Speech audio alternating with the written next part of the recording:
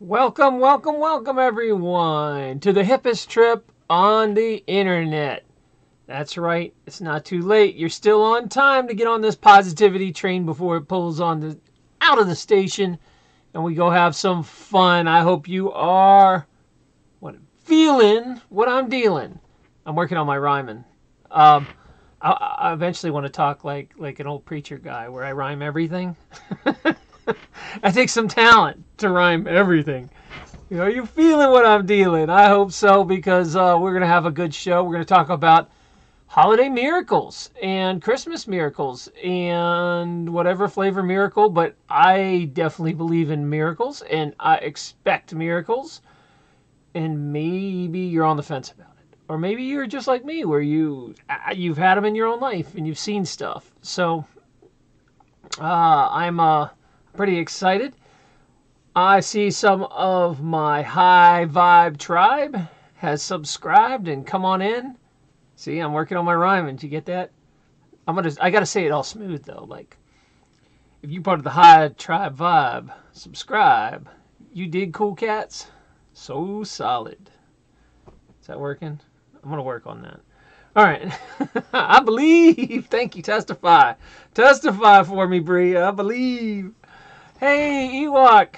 What are you doing? Go have your baby. Drunken Ewok's like a day away from having a kid, and she's here. So, hey, thanks for joining me anyway. I hope your little baby hears me in there. You can put the speaker right up against your stomach, so it'll be like one of the first things. It'll be a charge of positivity. Like, hey, baby, come on out. Wake up. I don't know if you're having a boy or a girl or if you're doing the surprise thing, but that might be fun. Mountain Code. I know, you like the tinsel? I've been working on it. I've tried to fix up the room a little bit. I got some Christmas lights out, the old school ceramics. Still haven't fixed my clock. I need to do that. But I'm working on I'd like to get a little disco ball that drops down while I'm on. You think I'm kidding, right? But I'm not. I'll totally have a disco ball. Drunken Ewok. It's a girl. Oh, okay. You were I was lifting 6 taels of beer on Wednesday. I'm not sure what 6 taels of beer is, but okay, she's not ready to come out early, so you're still working, I guess, at a bar. What's up, J Rod? Thanks for coming. And Kath, hey, what's up, my Kiwi friend? Been a long time. Small little keggers. You're still working at a bar right now? You're not like getting like bed rest or chilling out? You're one tough little woman. You know, pregnancy has changed so much because I remember, like, in the 80s, mothers would take off like 2 or 3 months and not do anything before they had a baby. Somehow, in my lifetime, having a baby has become like a 9.5-month medical disease instead of like, a regular thing of humankind, of a state of being. It has become this big medical procedure. So yeah, there you go. Oh, you were at a work party. Okay, that feels. I feel better. I thought you were out bartending that pregnant or something. I was like, damn. So a lot of people don't remember that I bartended for a while. I bartended. It's one of the things. Okay, so after I sold my practice and I had some play money and I was like, okay, I want to do a bunch of stuff I've never done. That was when I wrote some books and I tried my hand as an author. But one of the things I always really wanted to do was bartend. I thought I would be a good bartender, and I did it. I went to bartending school and got a job bartending at a few different places. But what I found out though is bartending for a man is much different. You don't earn as much money as the women, and you get stuck with all the grunt work. You have to lift all the kegs and do all the stuff because the women up front get most of the tips, unless you work like at a gay bar. Then men do well, but as a straight bar, not so good. I'm just told that. I never got a job at a gay bar, but my friends, I had lots of gay friends, and they would tell me, hey, you should go work at a gay bar. And I'm like, well, I'd be like the only straight guy there. And they'd be like, that's the point. They'll tip the crap out of you. It's like, all right. But no, it never happened. So there you go. Wow. So where are we going with this, Mary? Hey, Mary Quinn. Oh, M. Hobbs. Yay. Hello. I'm so glad you're here. Thanks for joining us for this holiday thing behind the veil. Right on. I'm glad to have you here in Reverend Hall. He always seems to Reverend Hall has a very good track record. He's been here a lot. So thank you guys. Oh, April, what's happening? Good to see you again. And Vicky. So we're going to talk about Christmas miracles or holiday miracles or whatever your flavor, but I do believe in miracles. I am a believer, and I'm unapologetic about it. I do believe that you can create your own reality here. You can manifest what you want, and I do believe that I mean, I've seen miracles in my life where I don't know, like I'm the kind of guy where I would be on the Titanic and I would still be believing and hoping that at the last minute someone saves us. You know, like I'm never gonna be like the gloom and doom guy where like we're screwed, there's no way out of this. I'm always gonna be like, you know, there's a chance, there's a little chance we'll all get on a lifeboat and live or something. Oh my gosh, Unimom, what are you doing here? Good to see you. I miss you. How you been? Happy holidays, Unimom. So let's talk for a little bit because I see some people streaming in here. Today we are going to discuss miracles, but I'm going to start first with a childhood miracle that happened to me. I got a second chance, I think. Now I was very young, so I don't know if people are like, well, you know, you can't count that dude because you were like 3 or 4. But looking back, you know, you do have some memories. Some people can remember their childhood. I don't remember much, but I remember the traumatic events. This was pretty traumatic, and I have a pretty good memory of this one. And this was also my first outer body experience when I was being operated on, which was pretty wild. I've only had 2, and they're both under operations, which I don't know what that tells me, but when I had my tonsils out when I was like 12, I had another out-of-body experience where I watched the surgery from above, and I knew what the doctors were talking about and all this stuff, and it was crazy. Like when I came out, I was talking to the nurse about, they were talking about, at the time, the movie Vacation had just come out. That dates it a little bit, right? Like 1981, I think. And, you know, the Chevy Chase movie, Vacation. And they were talking about the scene where they tied the dog to the back of the car, and then like a cop pulls over and all that's left is the collar, which is horrible. But that's the scene they were talking about. And I was able to tell the nurse, I was like, were you guys talking about this movie about a dog? And she was like, yeah, but you shouldn't have known that. You know, like when you're getting your tonsils out, you're done. You're under. They're cutting pieces of your throat out. You know, they're not. You're under heavy sedation. You shouldn't know what's going on or hearing conversations. So anyway, that is not what this is about, though. That was just a side note. So let's talk about this, because what I want to do is I'm going to explain. I actually made a story about this, and if you can believe, I didn't realize it. It's like 9 years old now. So I'm going to show you a story that'll explain what happened to me. I had made it 9 years ago. It's going to be kind of funny because it's so dated now when I look at it. You got to remember, 10 years ago, the digital cameras were really just barely making it. I think I was like 2 megapixel, maybe a megapixel and a half, something like that. So the quality's not the best. And I was still learning how to use a camera. It was like my first year of making stories. If you guys didn't know, 9 years ago I started this channel, and it was called Low Country Liberty Report, LCL Report. And you'll even hear like a little jingle and stuff when I opened it up. So it's like going, when I don't watch, you know, I've got over 600 stories, so it's not like I go back and watch stuff. But every once in a while I'll pull a story out that is new, because, I mean, an old story because it's relevant. Like this one, instead of explaining it, I've already made a story about this. So I'm going to show a piece of it, and then I'm going to tell you about it. And what's interesting is, again, you'll probably laugh because I'm like 9 years younger, and I'm learning how to use a camera. So forgive, please forgive. Let's test this, and yeah, now we're talking about the Griswold movies. And Brie, I don't remember my childhood either. We had talked about this. This was almost a whole topic for a show in the Mandela Effect, because there are some people like Kate can remember all the stuff when she was a tiny little kid, and I only have memories of like major traumatic stuff, and then just a few scattered memories, not many, mainly about pets. You know, I remember my pets. But I don't have specific memories until like 5th grade. I don't know what happened. It was like someone erased my memory or something.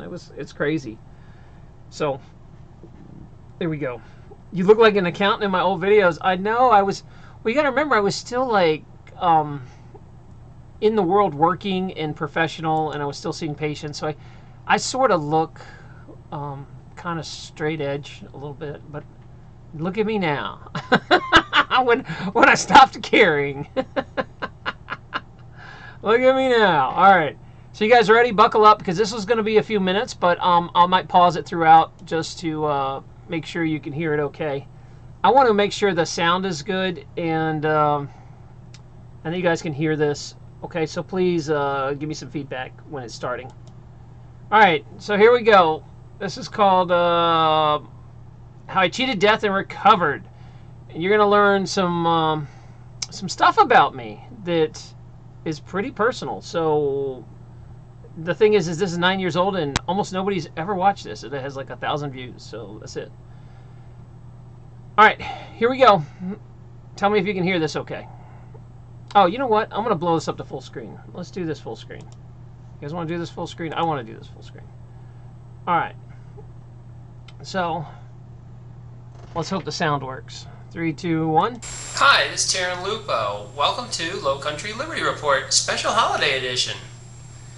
It's just about Christmas time, and I'm going to tell you actually a personal story that Let me pause this for a sec, because I forgot to put the headphones on, and you're probably hearing a reverb. So let me put my headphones on and we'll restart it. Can you guys hear this okay, or is it too quiet? Because the sound is not the greatest. The two pics next to each other, J-Rod.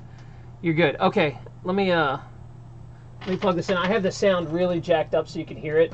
But back then, some reason it would only record.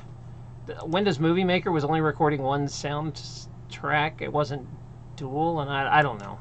It's freaking 10 years ago technology.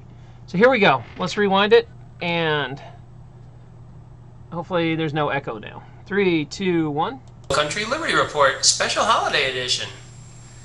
It's just about Christmas time, and I'm going to tell you actually a personal story that most people do not know about me, including some of my friends I've known my whole life.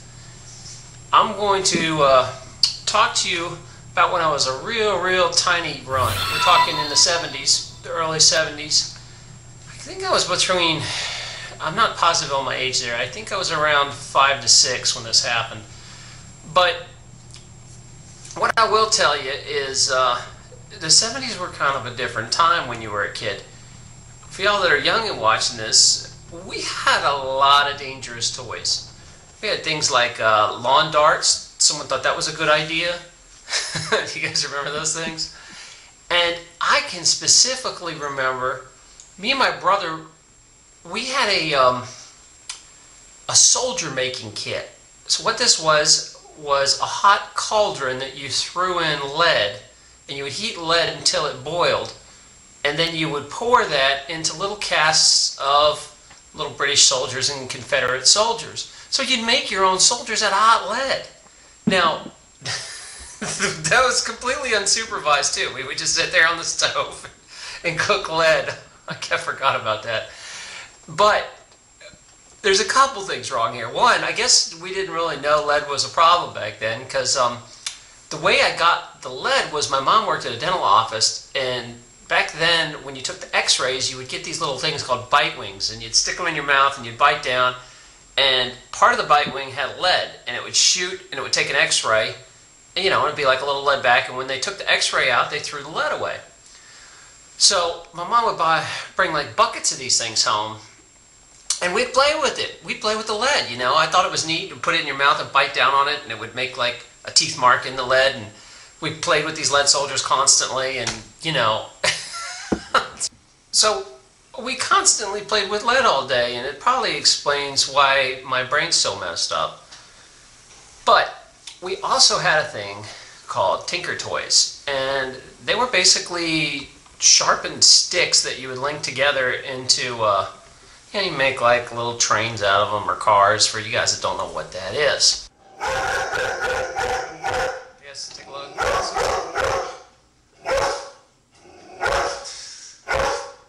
Oh my gosh! You know, I haven't watched this in 9 years, and that dog is my collie who passed away 5, 6 years ago. I had no idea he's on film. It's so sweet. Oh, I miss my dog. All right, you make me cry here watching this. But he seems to interrupt my story. I think, if I remember right. Brought to you by the Collie Intermission. Collie Intermission. What can you do? Don't get the blues, get Liberty News at LCL Report. Yeah. I forgot I made a joke. It's still going on.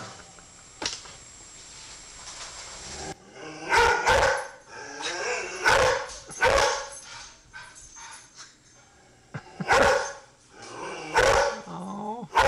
What can you do? Be back. So where were we? Okay. So we had all these unsafe toys, and the one particularly I'm talking about is the Tinker toy.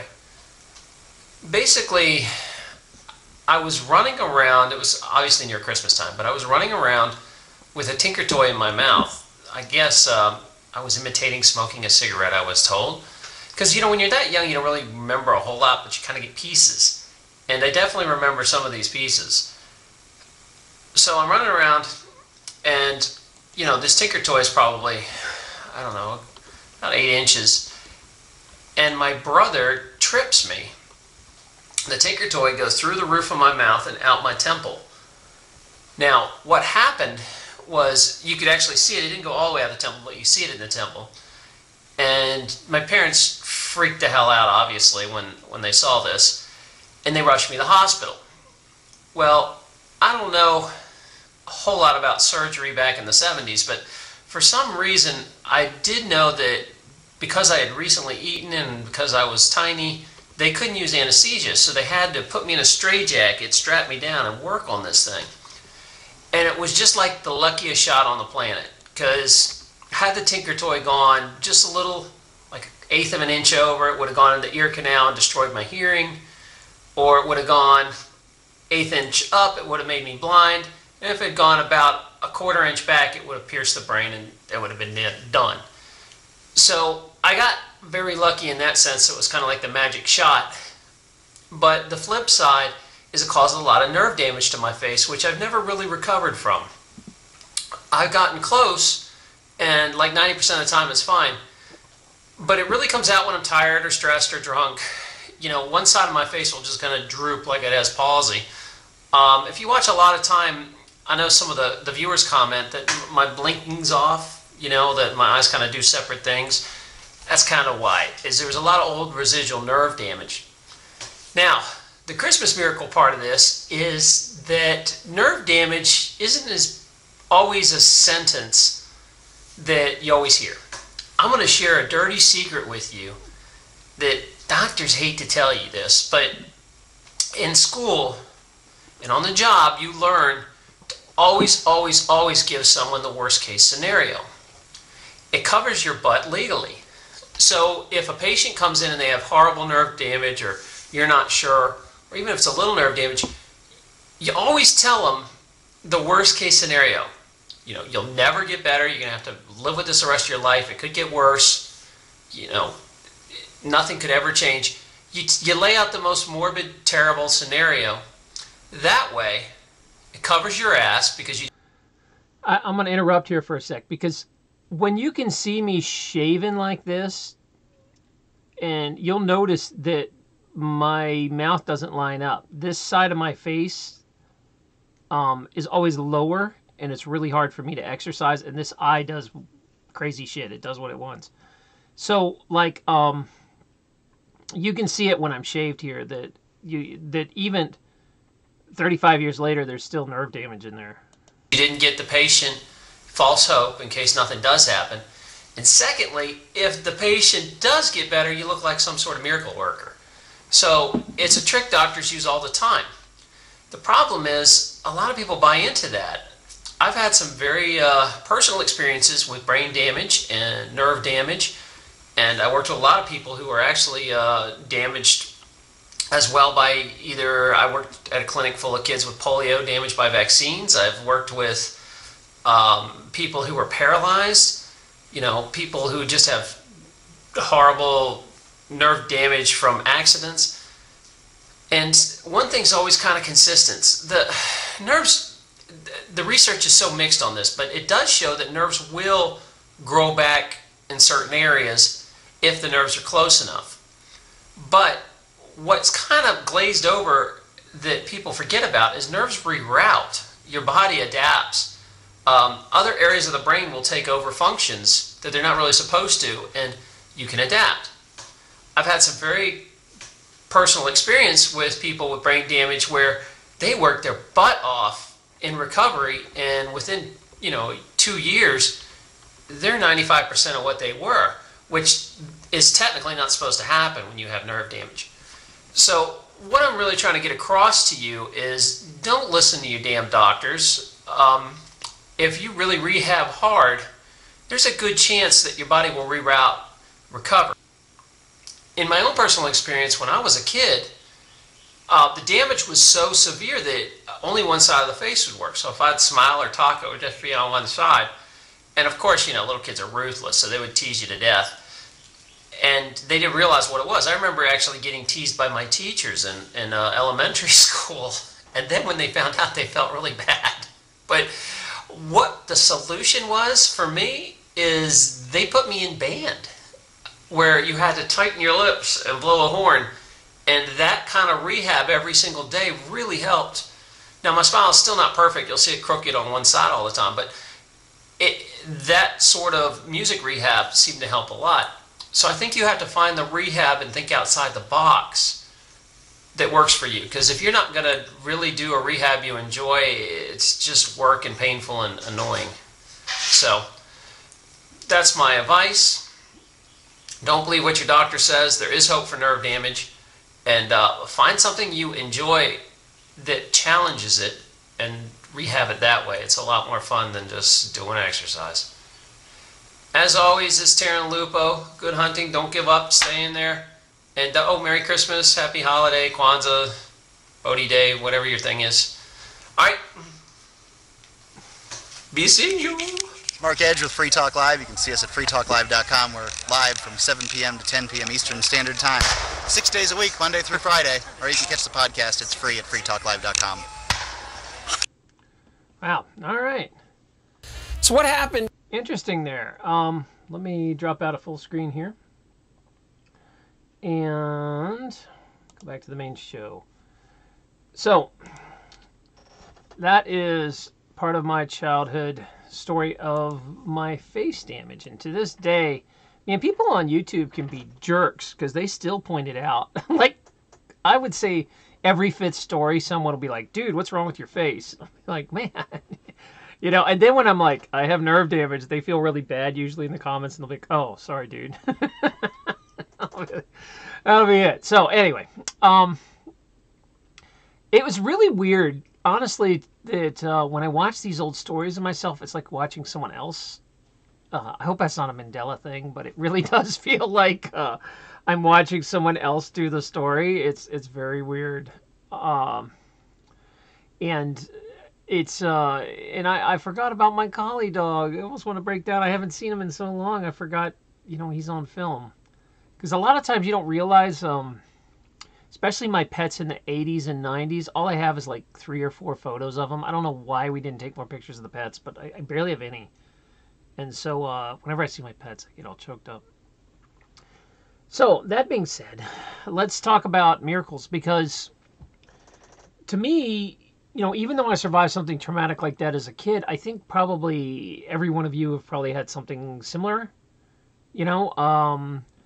I don't think it's that uncommon that, especially we had a whole show about near-death experiences, and many of our viewers have had near-death experiences. I've had, I wouldn't say that was, I don't know if that was considered near-death, because I didn't die.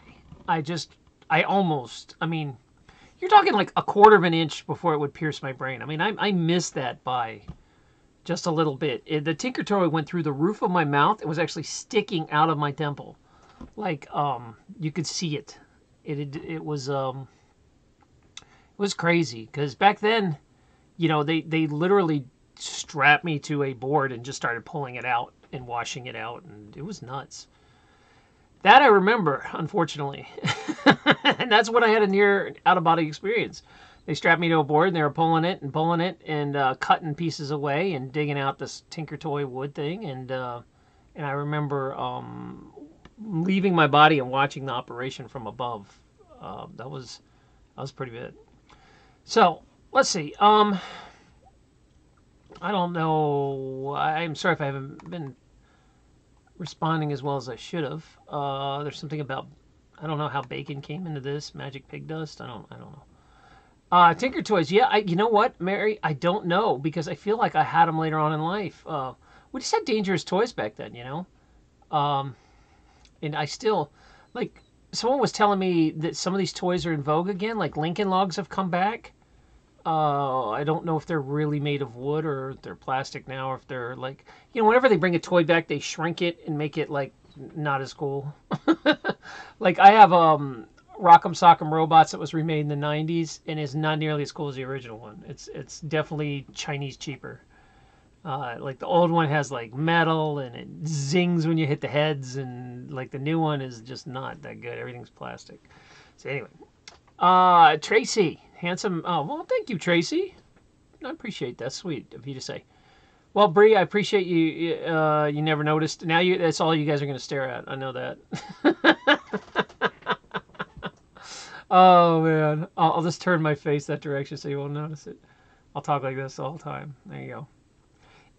What it is, and I'm serious about this. If you ever have someone who has tic de Larue or trigeminal nerve damage, put them in band, a horn. Put them in horns. That exercise of blowing a horn, and to this day, you guys will see me pull out my trumpet on songs. I am not a good trumpet player at all. I do it because if I don't practice every few days, my face gets droopier and droopier. Like it's the only thing that seems to work. So if you guys have your kids ever get nerve damage in your face, or someone, suggest they do play a horn. They don't have to be any good at it, just blow on the damn thing just for the exercise. Oh, chemistry sets. Hell yeah, chemistry sets. Now, are chemistry sets still cool if you buy them? Like, or did they take all the dangerous chemicals out? Because I feel like we had stuff, like we had gunpowder in one of them. Like, I could have swore we had something that blew up. I don't know what it was. But, that's pretty cool. Oh, Ewok. Yeah, I didn't know if you wanted me to ever say your real name, but you've been on the show with your real name before, so I didn't know if you wanted me to. I don't ever say, like, I know M. Hobbs's name, but I don't say it because she's never said, yeah, go ahead and say my real name. Like, y'all hide behind handles, so I don't want to, like, tell people. I don't want to expose your real name if you don't want it out there, so I try to just call you your handles. I know who y'all are. You finally gave up hiding it? Okay, Brittany. So that's it. And Ewok is cute. It's fun to say. You got to put your kid in a little Ewok outfit. We'll have to get him like a little furry Ewok jumper. I wonder if they make. I bet they make them. Star Wars is back in vogue. I haven't seen the new Star Wars movie, so don't tell me about it. But I'm wondering if they're going to bring back Ewoks one of these days into the storyline just for. Like a cameo. You'll just see an Ewok walk by in the background or something. Of course, Ewok baby shower. That would be awesome.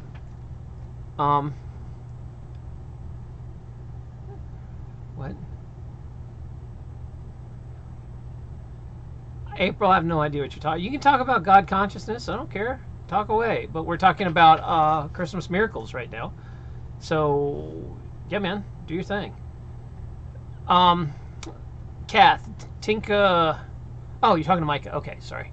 Yeah, I was like, man, God talks fine here. Talk away. I don't mind at all. Tinka and Tonka. When in that picture, Kath, I showed it was the can said Tinker Toys, I believe, or was it Tinka Toys? Oh man, I hope this isn't a mandala thing we just covered.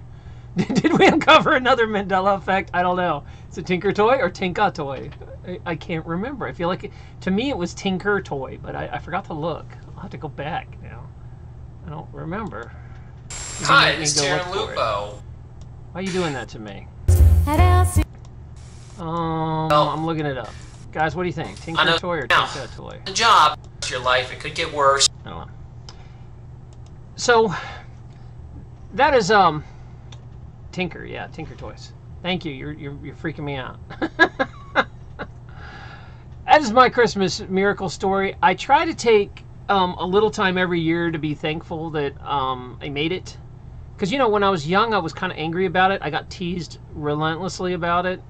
Because I'm not joking. When I was young, this side was pretty much paralyzed, so I would always talk on this side of my mouth, you know.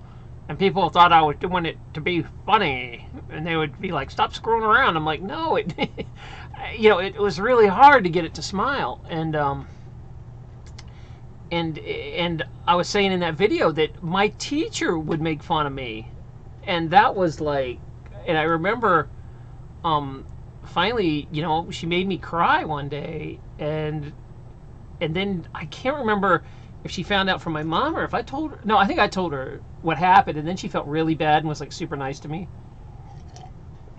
But yeah, it was really bad. She didn't know, for her credit. She you know, she tried to take it back. But you got to remember, teachers in the 70s and 80s, they were much different. They weren't held to the same political correct standards as today. Like, you know, I remember my teachers outright calling people fat and being like, hey, you're fat, go run on the playground. You know, that kind of, like, bluntness. It's like whenever you talk to your Chinese friends. I was over in Burma and Thailand and China. And people just walk up to you and be like, you're fat, and point at you like, oh, I didn't know, thanks. I appreciate you letting me know. Like, there's just no social filter at all. It's just, so yeah, if you have any stray off the boat Chinese friends, they will point stuff out at you without mercy. And I don't know what that's about. Oh man, Vicky, you had a teacher pull your hair. Dang. Do I see portals?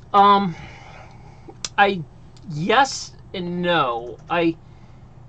I don't see them daily or anything like that. But in nature, there are certain trees and certain things where you will see like a distortion. And I know it's some sort of portal. I can feel it.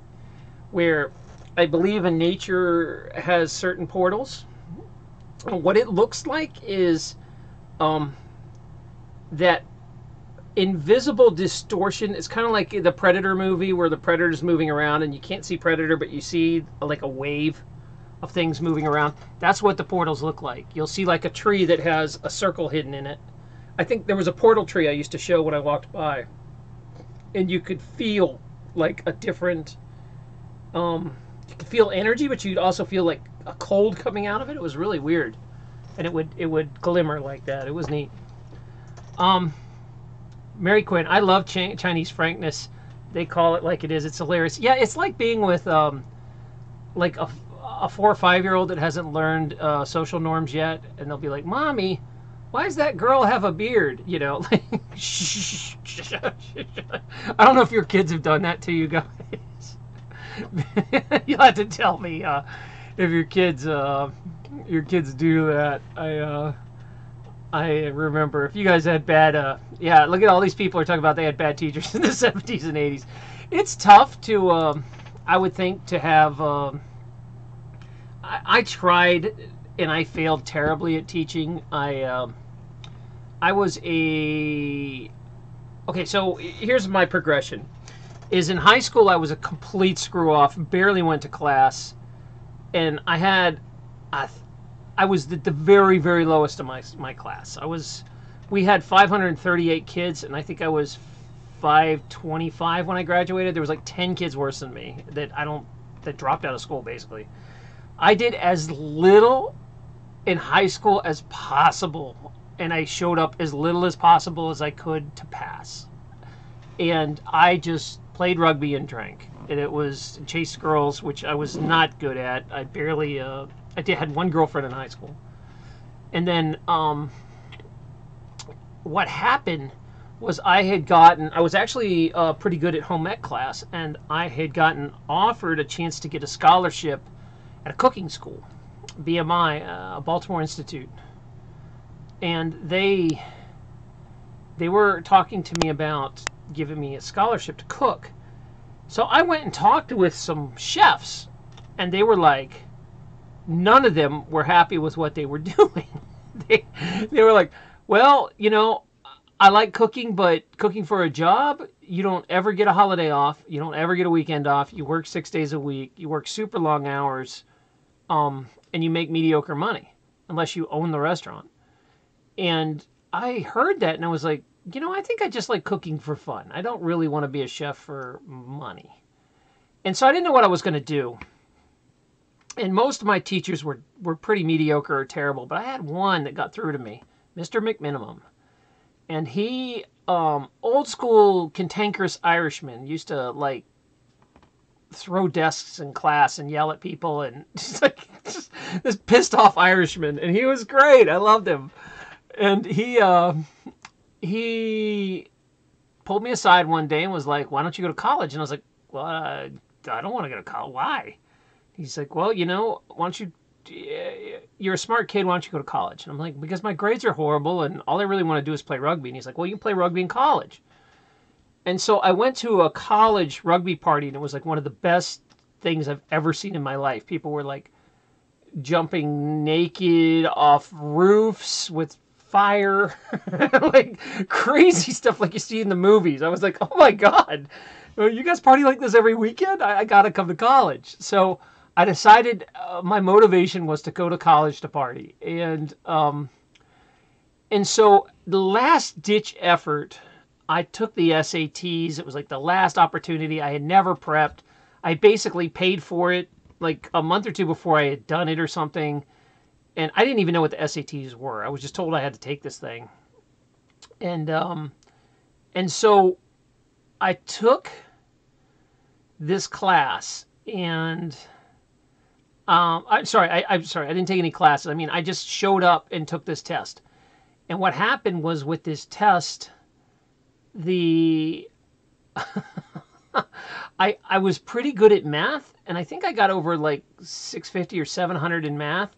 But since I'm dyslexic, I'm awful at the writing portion. I think I got like 500 or something. But my math scores were high enough that I did pretty good. I think I got like 1,200 on the SATs or something, somewhere around there.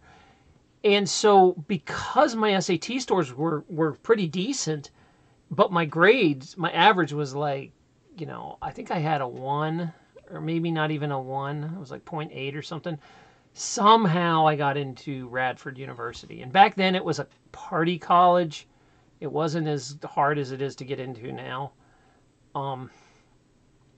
And I learned something sneaky, which I didn't know. And if you have kids, and even though I don't think you should send your kids to college, but if you want to, I'll give you this little advice. What I did was I applied for a major that very few people apply for. And I went under religious studies. I became a religious studies major, where everybody else, Radford's a big teaching college, so a lot of people go for teaching and music. And I went for religious studies, so for my first year was all like religion classes. And which is funny because I didn't grow up with any religion at all. I just thought it was really interesting. Like I took like world religions and comparative religions, and I thought it was pretty fascinating, but it was way too much reading since I'm so dyslexic. I just couldn't handle it. But the classes I was forced to take, one of them was biology, and I was like, I like biology. This is pretty easy. And science just came really easy to me. And so I shifted my major, and I became a biology and a chem major. A chem minor. I got a biology major, chem minor. But I was still like wanting to do art, so I just kept adding all these minors. Like I have a minor in jewelry design. I thought maybe I'd like to be a jeweler. My family's from Italy, and they're all jewelers. It's like, okay, maybe I should be a jeweler, So, wait, I am totally I'm sorry, guys, if I'm ignoring all your comments. When I get focused, it's hard. Let me pull out of this for a sec. You guys are still complaining about bad teachers. Okay, so I haven't missed anything. All right, let me go back. So, what happened after that is I decided to go into sciences. And I thought, here's where I'm coming to. I thought, what am I going to do with a biology degree? I don't really want to work in a... Your choices were to, like, go work in a blood lab or go on and study for a PhD. Or there's not much else you can do with a biology. Or you can go into maybe, like, patent law or something, you know, if I wanted to go be a lawyer. Other than that, a science degree doesn't really get you much. A biology degree. So I got a bio degree, and at the time I was really interested in animals. I did a lot of like comparative anatomy classes and ichthyology and ornithology, and I thought maybe I could be a vet. And lastly, I was like, well, what's realistic? Maybe I should be a high school biology teacher. I got all these degrees. Why not do something with it? So I started training, doing student teaching, and it was not a good fit because they stuck me in government schools. I'm like a hardcore libertarian, and I'm like, this is retarded. Why are we doing it this way? This is stupid. You know, you're just teaching children to take a test. They don't understand anything they're talking about. It's like, let's teach them to think. Let's teach them, you know, I was like young and an idealist about teaching. And that was the only class I ever failed, my student teaching, because they were like, you are not a good fit. I wouldn't do what they told me to do. Like, I was like, why do all these lesson plans? Why am I doing the same work twice? I know what I'm going to teach. You know, I don't need to write it all down. It was one of those things. So my teaching career crashed and burned pretty quickly. I did not even make it through student teaching. And what I decided to do was I was trying to figure out the next stage in life. And I was like, well, I guess I could go be a doctor. And I went and talked to medical doctors, and I thought, well, maybe I had pretty good grades. I was in some honors classes and, you know, taking some high level, like honors genetics and stuff. So I could get into medical school. But at the time, I went and talked to some medical doctors, and every one of them told me not to do it and how unhappy they were. And then I was like, well, I don't really believe in drugs and surgery. Maybe I should look into chiropractors, because I've always went to chiropractors since I was young, and I went and talked to chiropractors, and they all loved their job. So I decided to go to chiropractic school. And that was kind of a last-second decision of, well, what do I do now? I don't really want to work. I'd rather stay in school. And that was it. And now I'm a clown for you guys on TV. Now I'm a clown. And entertain. Let me blow my whistle and dance for you. So that's my background. Is I was going to teach. And what happened is now I'm allowed to teach with the internet. I would have never saw this coming, but I like doing, if you ever notice, I've got over 600 videos and probably 500 of them are how-to videos. Like, I like teaching, but I don't like teaching on just one subject. So I thought this would be good. So let's, yeah, dance, monkey dance. No kidding. All right, so let's see. What are you guys talking about here? Oh yeah, you had an awesome teacher. That's good. Yeah, and there don't get me wrong.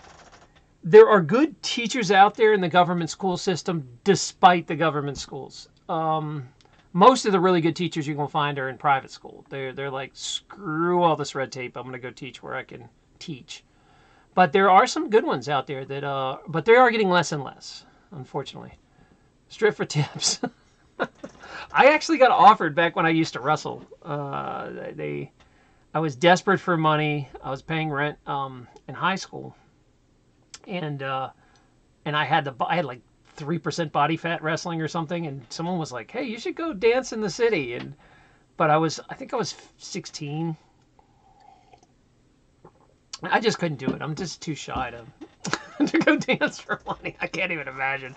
I would be mortified. Yeah, well, I'm getting back in shape, but, you know, I doubt I'll ever, even if I get ripped again, I don't think I'm going to be pole dancer for you guys. Sorry. No. I really am a little modest. I don't know what happened to me. I've never been able to just be free sexually or free. Like, I have a few pictures of me where I'm really ripped. And even when I was ripped, I think I have 1 or 2 pictures with my shirt off. Like, I never took my shirt off just because, I don't know, I guess I'm still like, like Victorian principle of, like, having shame. I know it's probably something I need to break in this lifetime. I have no idea where it's from, but I definitely am not self-confident about, like, even when you guys are in here teasing with me and giving me compliments, all I do is blush. I can't even answer it. I don't know what to do when people say that stuff. I'm just like, thanks. I just, what do you do? I've never been able to own it. Reverend Hall, the stripper mixologist at a gay club. Doctor, you're looking human. Well, who knows? What the one of these things is, I'm making enough money right now to survive, but I'm not hugely thriving yet. But if I ever had to, I would go dig ditches or whatever I got to do to pay the bills. So, who knows? Although I ain't in any kind of shape to strip right now. I don't think it's going to happen. Thank you, Chief. Thank you. He says, Leslie saves more lives than flaunting your body. I appreciate that. Yeah, this is what I really feel like I'm supposed to be doing. I feel like I'm supposed to be a teacher, and honestly, I'd like to evolve into a positive energy generator where people just feel good, and I just push that out into the world, and that's all it has to be.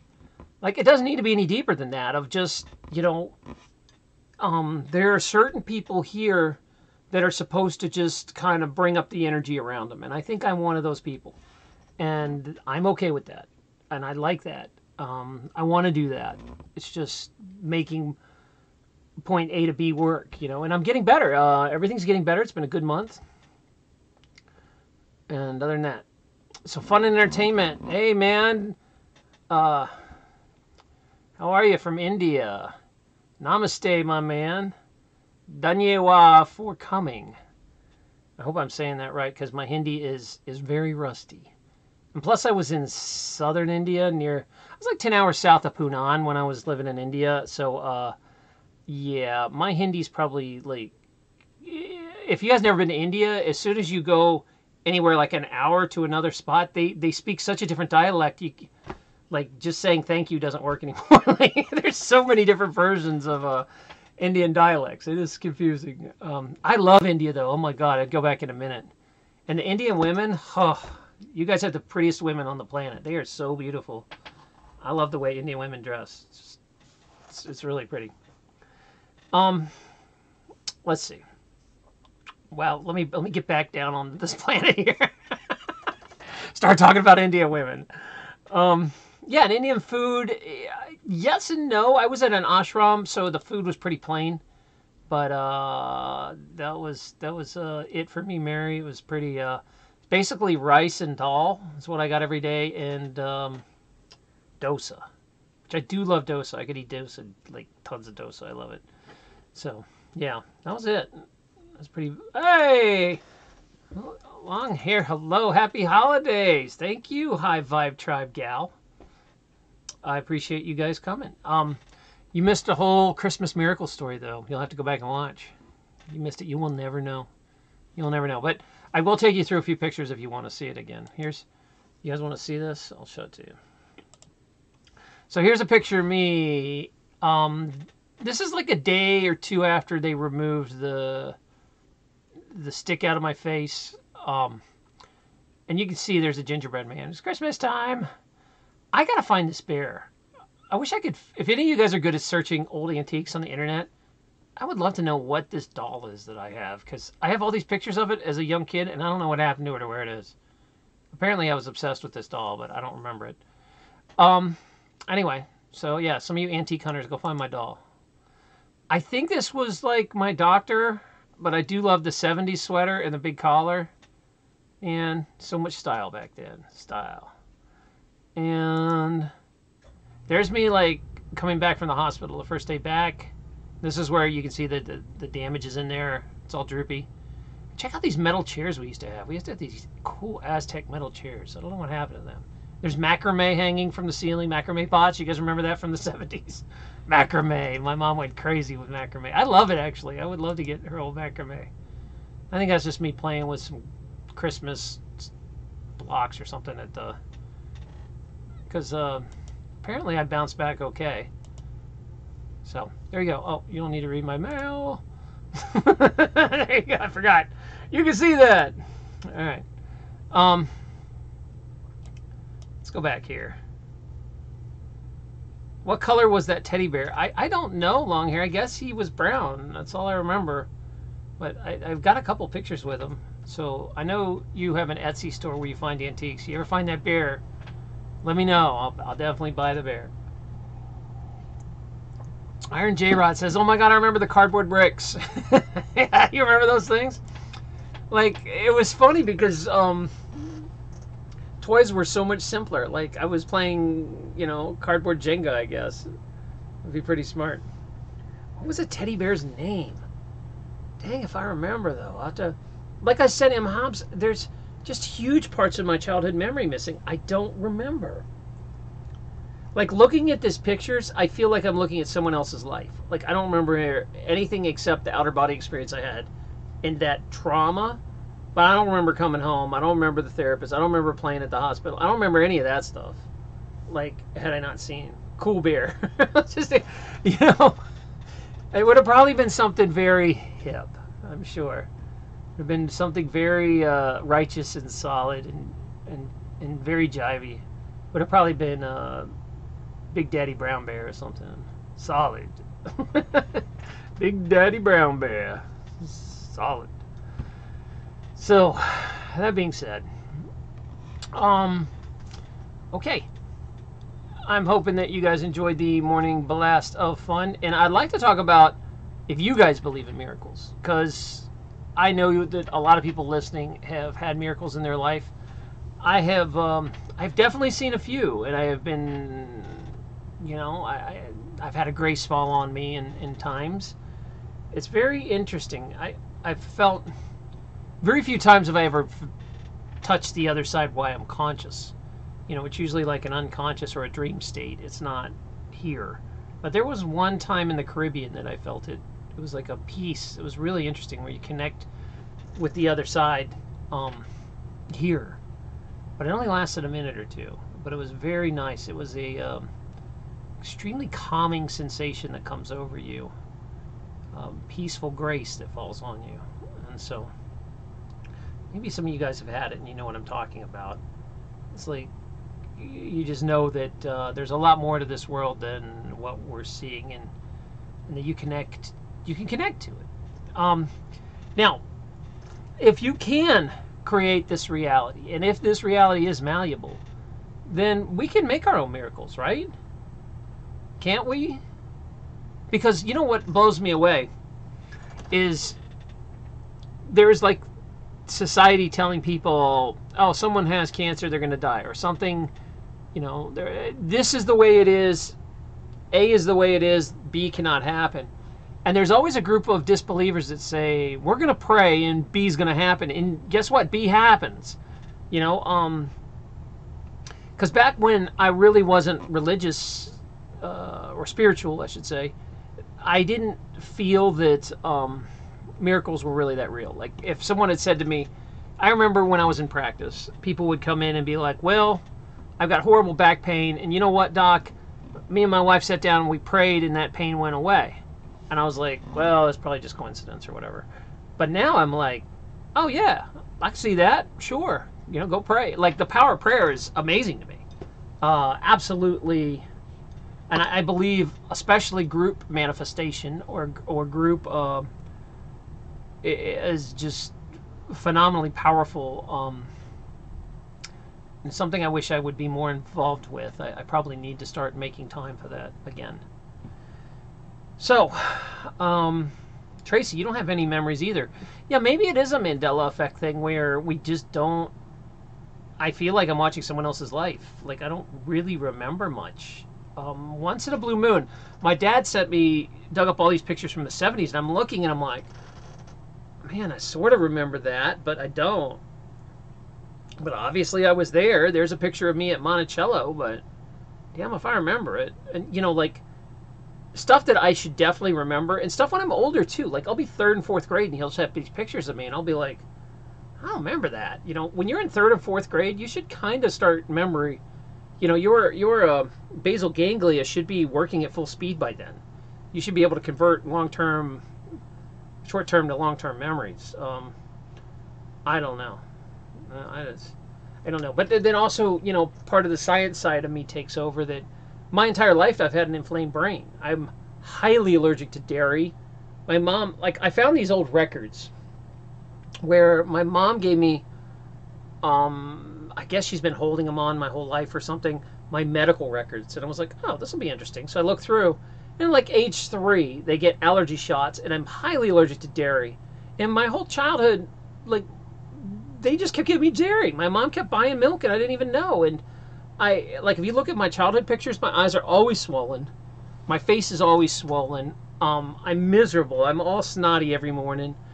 And I'm just massively allergic to dairy. And I spent my entire childhood with asthma and allergies and swelling and snot. And it was like, I asked her, I was like, Mom, why did you do this? And she's like, well, we had 4 boys, and it was really hard to just buy stuff separate for you. And you wanted milk and ice cream, so, we just gave up. I was like, oh, okay, well, I guess that's understandable, And perhaps you guys are going through this with some of your kids. I've seen this a lot where your kid is either sensitive or allergic to something, but they like it so much anyway that they're going to have it. Imagine telling your kid, well, all your friends get birthday cake but you. Or everybody gets ice cream but you. Or, it's tough as a parent, I would think, to make limits on your kid. But the flip side is I was so sick as a kid. I mean, all the time with asthma. Asthma so bad I used to go to the hospital with asthma. And it was completely from dairy. It was terrible. So if you guys don't give dairy to your kids, it's really bad. That's all I'm going to say. But point being is, I think maybe since I had an inflamed brain the entire childhood, maybe that stops you from your basal ganglia working right, and you don't convert short-term memories to long-term. Maybe I just had so much inflammation that my memories aren't made. I don't know. It's just an idea. Who knows? Who knows? So I just came off a, gosh, what am I at now? I'm closing in on 40 days of fasting, I believe. I'm getting close. Now, this is intermittent fasting, so I'm eating every other day. Like today, I'm having a drink, and I just came off a fast. Then, in the beginning of the new year, I will lock down, and I will start to eat much more healthy, and I'm probably going to do a long fast. Now, I think the longest I've ever gone is something like 12 or 13 days, but I really want to go for a deep cleanse and see if I can do 40 days straight. We will see. I don't know where we'll go on that. I mean, I might try 10 and feel like I'm going to die. So, but I do feel that there's a lot of things about fasting, especially, I don't know what it is. Like, they mention it in the Bible. They mention it in other scriptures. Fasting 40 days. What is it about fasting 40 days? And I assume maybe that is how long it takes for you to heal properly. Maybe there's some sort of science that we don't understand yet that it takes 40 days to completely change out your lymph fluid or something. I don't know, but I'm pretty good. Yeah, April says be careful. I gained weight after 10 days. Yeah, April, you're thin. I could fast for a long time because I'm still fat. That I could probably fast 2-3 months before I'd have to really worry about it. So I would say if someone was like in shape like you, I wouldn't fast more than 10 days. That would probably be my limit. But that's it. Anyway, my weight gain was caused from Mexican food. No joke, Mary. Well, if you notice, okay, so I think it is Samoa is the fattest of everybody. the Samoan Islands, and that's because they eat like 80% of their diet is meat and pork, especially pork, and oil, pork and oil, and so they have a huge obesity problem. Right behind them is the U.S. and Mexico. So Mexican diet, not very healthy either. They cook with traditional diet was good. They were mainly eating plants and starch, but when they started adding lots of meats and oils, they started getting fat. And now you can't even go to like a Mexican place without them cooking all the rice in lard or something. There's grease in everything, which makes it taste really good, but it's not good for you. So, yeah, Mexicans, tough.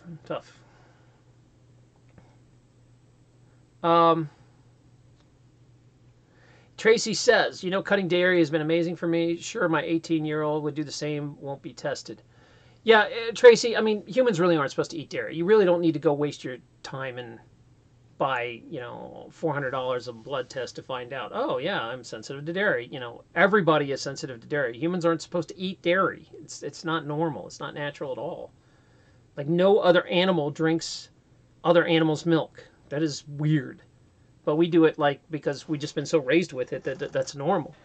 I know what you're talking about. Like, I have a nephew who I love, and I was staying with him, and every morning he wakes up to snot, snot, snot, cough, cough, snot, snot, cough, snot, huck up, I can't breathe, my asthma's bugging me. And I'm like, stop drinking milk, dude. We have the same blood. Stop drinking milk. You can't be eating dairy. And he's like, I don't care. I love dairy so much. I'll live with being miserable. And that is like the opioid effect. He told me he will stay miserable before he gives up dairy. And I'm like, how long do you want to live like this, man? Where you wake up and you can't breathe and you have the inhaler, 4 times a day. When all you got to do is stop drinking a gallon of milk a day. Jesus, kid, stop. Stop eating cheese. If you really want cheese, go eat vegetable cheese. You want milk, drink nut milk. There are alternatives that won't kill you.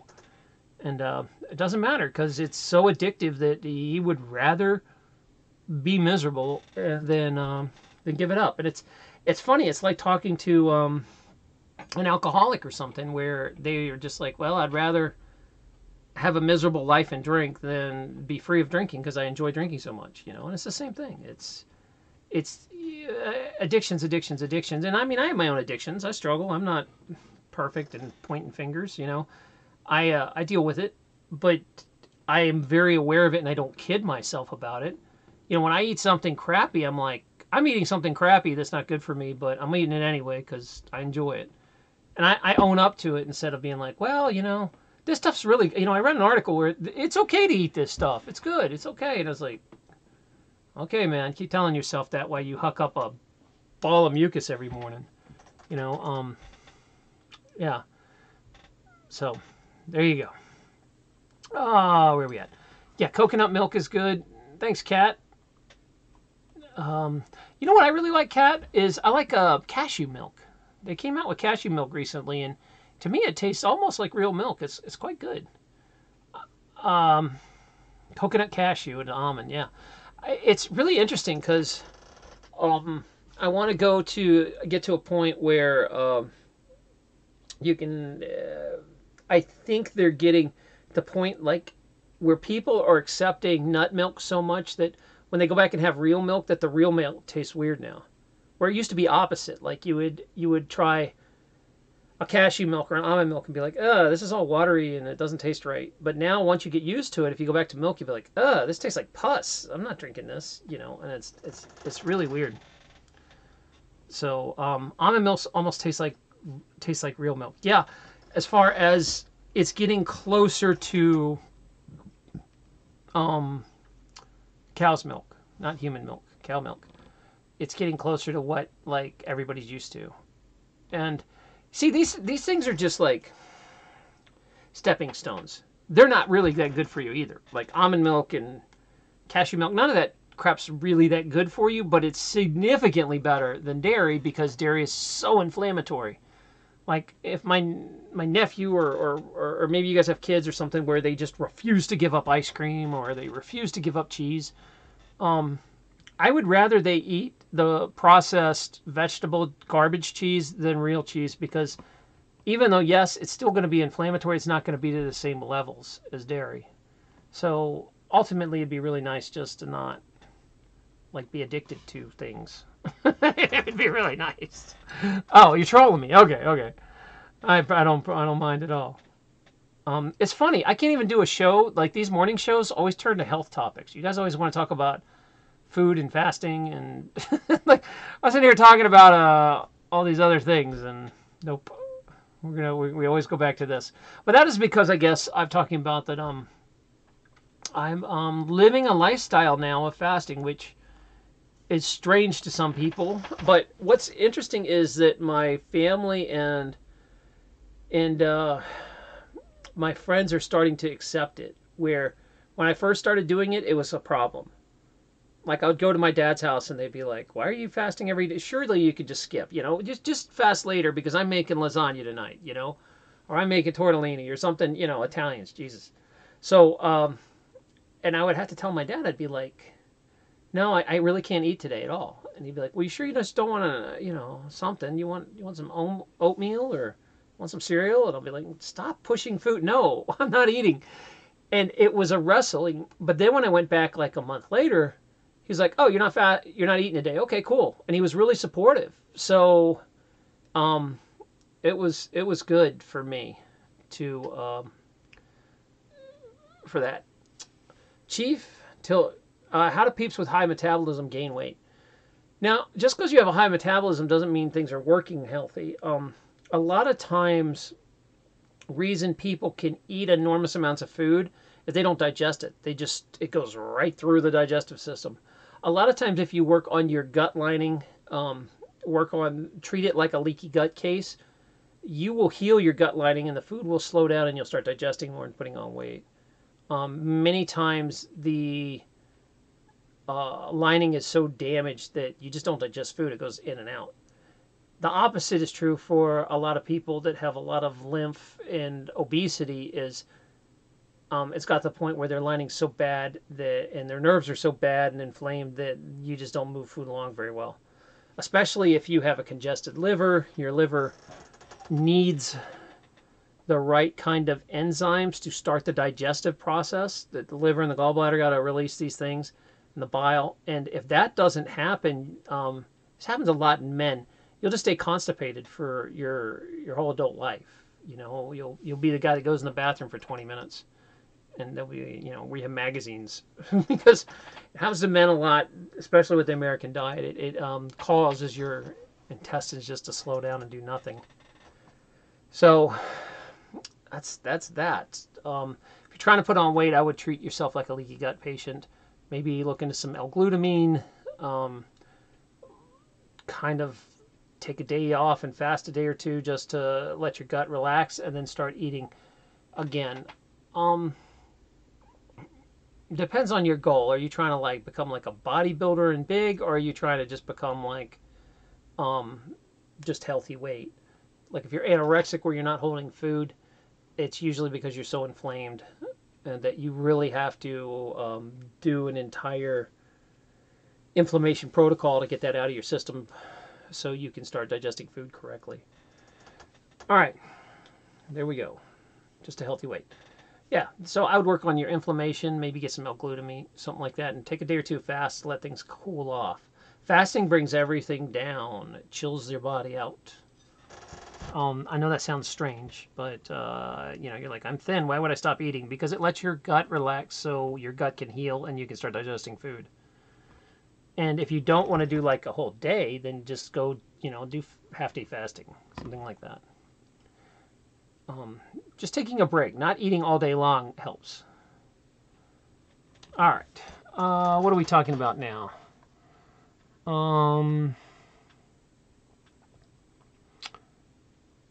Skinny people can have fat traits. Oh, darn it, I lost it. That you can't see. Yeah, it's funny. Behind the veil, there's lots of marathon runners who keel over and die and have 3% body fat. You're like, why are these people sick? They look like these... That's the crazy thing is thin people have almost the same amount of heart attacks as fat people. It's not a huge significant difference. I mean, there is a difference, but not like you would think, like double or triple. No, it's just skinny people have heart attacks all the time. It's because even if you're skinny, you're still inflamed. Inflammation kills you. That is what gives you a heart attack. It is not cholesterol. It's not, because you have a lack of Lipitor in your blood. It is because you have an inflamed heart. And the reaction to chronic inflammation is for you to have clogged arteries. That is a reaction that happens. So if you work on an anti-inflammatory lifestyle, you can make yourself heart attack proof. If you get to a point where you can get the right numbers and you get the inflammation out of your body, you won't have a heart attack. It's have I ever? Okay, let's jump through here. Chief Triton. Makes perfect sense. Appreciate the knowledge. I learned something. I know I need that little 70s rainbow. I need to make that graphic that says, now you know. A little star with the rainbow on it. Now you know. I appreciate that. All right. Let's see here. Where am I at? I lost you guys. Oh, Dennis says, have I ever tried raw vegan? Yes, but not long. I did it for a few weeks, and it works amazing. I felt great on it. The problem is I got very bored with eating raw food, and it is hard in the winter for me because I want warm food in the winter. I don't want to eat oranges in the winter or, fruit. In the summer, I can rock it. I can live on smoothies and frozen ice cream and fresh fruit. They have a machine called a Yonana machine, which you can literally just freeze a banana and some strawberries, and this thing grinds them up, and it tastes like a sorbet, and it's raw food. It hasn't. I mean, it's just been frozen. If you're also freezing food, does not take much nutrition. I think it loses like 5 to maybe 10% in some fruit. So it is the healthiest way to preserve food. Because up here in the north, what am I going to do? It's not like, unless I have an indoor greenhouse that grows fruit, I'm pretty much screwed. I have to eat frozen fruit is my best chance to get nutrients. Ultimately, I am striving to become a raw vegan. I just have a lifestyle problem where I get bored with it, and I need to find a way past that. It is like, to me, I want hot. I love hot food, so it's very addicting to. I need to find some sort of healthy hot food I can work in, and then slowly give it up as my body goes, I guess. I don't know, because I know that every time I cook food, my body has a hard time eating it, but I love it. But when I eat raw food, things work right and proper, and it's a struggle because I know I should be eating full raw, but I haven't committed all the way to it. All right, M. Hobbs, love the hairdo. Oh yeah, this is just back right now. You can see how much effort I put into it. Oh, by the way, M. Hobbs, did you know hair freezes? Yeah, this is the first time I've had long hair since like I was a little kid, and this is the longest it's ever been. Yeah, why didn't you ladies warn me like hair freezes? Did y'all know this? So I was out shoveling because it's snowing again. It's shoveling again. And I was shoveling, and I only moved snow 10 feet across the driveway into this bank, but by the time I finished banking it, it was about 3 feet high. So it took me about 4 hours of straight shoveling, and I was sweating, and my hair was all sweaty, and my hair froze with hot sweat, salt in it. So I was grabbing it, it was like salty frozen. I was like, what the hell? So my hair froze, and I felt, oh man, it was one of my days I was doing dry fasting. I didn't know I was gonna shovel for 4 hours. I looked at the pile and I was like, oh, I can move that in about a half hour. No, it did not work. So yeah, ladies, y'all gotta tell me how this thing works. Did you know hair hits you in the eyes too? Like when I'm driving, it's like slap, slap, slap, slap, stinging me in the eyes. Y'all didn't tell me this. Yeah, all right. So, M. Hobbs, what's up? Why didn't you help me with my hair? Um, yeah, guys, and if you're thinking about growing your hair long, Iron J Rod gave me some tips. Appreciate that, by the way. But yeah, man, your hair freezes. What's that about? How can your hair freeze? Doesn't seem right. And I haven't had my beard freeze. You said your beard freezes. I have seen like the National Geographics with the guys in like the North Pole or Antarctica where their whole beard is just has like icicles hanging down it. I haven't had that happen yet, but that's it. Well, then get a haircut. You know, I don't want to get a haircut. I've had a haircut my whole life. I'm sick of having short hair. I want to. It brings me spiritual power to have long hair. I'm down with it. I feel more spiritual with it. Bandanas are a great help too. I don't know how to use a bandana. Like you're talking like 1970s tie your hair back, like a headband bandana, like Bruce Jenner style, Axl Rose bandana. Like, is that what you mean? I'll have to try it. I don't know. All I have is a pirate hat. And the pirate hat doesn't really hold my hair back that well. Like, I have it. Let's see. That's it. That's what I wear to shovel snow. So, if you ever come by and I'm shoveling snow in this, you'll know why. Because I don't own... I used to have a lot of hats, actually. I gotta find them. But this is the warmest one. Let's see. April says, hair is an antenna. Yeah, I kind of agree, April, because, you know, like, there's all these holy men who have long hair. Why is that? Because I do believe it is like an antenna that picks energy out of the environment. It helps you. So, I don't know. I definitely feel better with it, although it's fun. Yeah, why Indians don't cut their hair. That's true. I had some Sikh friends that had super long hair under their turbans. It was pretty impressive. Wow. Dennis says they didn't experiment with Native Americans where they lost their instincts and abilities when shaven. What? Really? That's interesting. Why Jesus wore his hair long. Yeah. Well, I mean, I guess white Jesus, maybe. I don't know about real, you know, black Jesus or... I don't think Jesus looked like the Michelangelo Jesus that we all think it is. Doesn't make any sense that he's the only Sephardic Jew that is white. I don't know. Seems a little fishy, so he probably, yeah, either Jesus. Thank you. I don't know which Jesus we're talking about. And straight up, by the way, shout out to churches with black Jesus. I don't know if you guys ever been to a black church, but they're fun, man. They got the music going. They got good music. Black Jesus is a lot more fun than white Jesus. I just have to say that because they definitely have a good church service. It's pretty fun. All right. Ancient cultures. Yeah, ancient cultures mostly. I guess you don't... I don't know. Maybe it's coming back, Kat.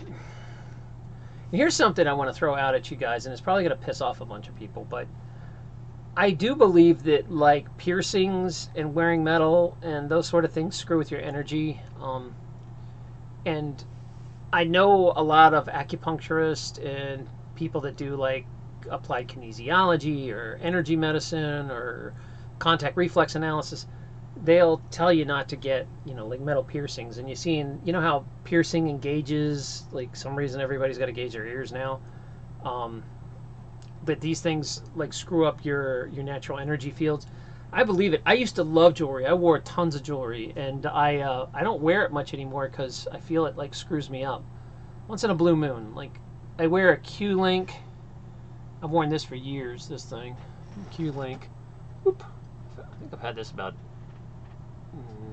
8 or 9 years, something. I don't know. Used to wear these things all the time. I do feel different with that on, but that's about it. I used to really love jewelry. It's a shame. I like it. I just don't know if it screws you up or not. All right, where are we at? I don't know how I got on that. Oh, Tracy, you got 12 piercings. Uh-oh. Well, I'm curious if you took them out for a month, if you'd feel different. Your energy levels would feel different. That's with like the Q-link with the thing I'm wearing.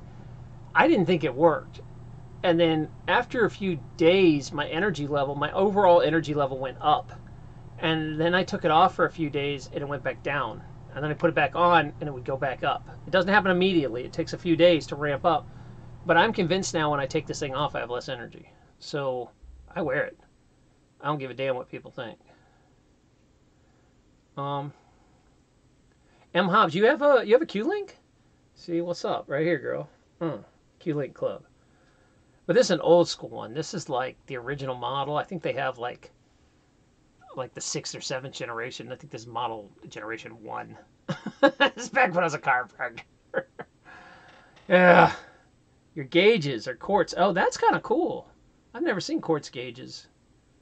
So, yeah, y'all can get mad at me, but I do really think the body manipulation probably screws up your energy flow. But I can't be sure. I mean, you are kind of, if you believed in acupuncture and acupuncture points, you are like completely disrupting meridians by sticking that stuff in there. But who knows?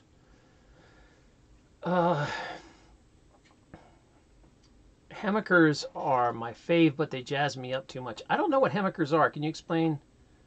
That's a stone, I assume, right? But I'm not sure what kind of stone that is. What about nipple piercings, energy-wise? I would think any sort of metal you're putting in your body is going to supercharge that meridian and then burn it out. All right, so there was a time way back, I don't talk about this much, but I studied contact reflex analysis. It's just kind of like if you've ever been to a chiropractor that does kinesiology, where they use, they kind of base it on acupuncture points, and you check a person's body, you'll touch different areas, and the different areas correspond to organs. And you can like muscle test and check to see if people are conducting electricity. So think of it this way. I'll break it down to its simplest form. We conduct electricity, and you guys know this. Like, you stick your finger in the electrical socket, you will find out you can conduct electricity. A simple way to remember this, though, is when we were little kids, we'd put socks on, and I would drag my feet across the carpet, sneak up behind my brother, and I'd shock him. I could conduct the electricity from the ground into my body. When you walk around, you normally conduct electricity. You're supposed to. It's healthy for you. There's even a whole movement called earthing and grounding that is focused on you pulling electricity from the planet to live. You have to pull electricity from the planet, or you have to make your own. And if you make your own, it taxes your body. So if you never touch the earth, like if you've always had rubber soles when you've went outside, if you've never gone out barefoot, if you live on a 2-story building where you're not walking around on the earth, or there's a bunch of rubber insulation between you and the ground, you will screw up the natural energy flow that you're supposed to be getting from the earth, and you have to make your own. And what they find out is when you make too much of your own electricity, that the nerves, for a better term, they kind of dry up and they burn out. You can overwork a nerve. And the reason I found this out the hard way is I'm a big fan of orthotics. Like, I think like 99% of the world, if you grew up wearing shoes, you have screwed up feet. Like, you're supposed to be barefoot. And if you grow up shoes, you're going to need orthotics when you're older, or you're going to have just all kinds of spinal problems. So almost every of my patients, I was like religious zealot about orthotics. But they came out with, foot levelers came out a long time ago with magnethotics. And they were magnets. And man, these things were awesome. When they came out, people would wear them and you'd be like, whoa, I used to, at my job, I could only stand 6 hours. No, I can go 10. I feel good on these things. I go walk around without pain. And then 2 weeks later, my patients would come in and be like, oh my God, I'm dying. I'm so worn out. What happened? And what happened is these magnets would supercharge those nerve pathways and those meridians, and they would burn them out. And so they would work good temporarily, and then they would just wreck you. And so you'd have to take these really expensive orthotics out and be like, okay, let's put the other ones back in. It's like a learning curve on that one. Did not know that would happen. And this is why I'm really weary about magnets too. People will be like, well, I wear a magnet bracelet, or I have a mattress with magnets and stuff. And yes, they will work in the beginning because your body doesn't have to create its own electricity. It's jamming that meridian. But the nerves will overwork and basically fry. And you can lubricate the nerves with kinds of nutrition that keeps them,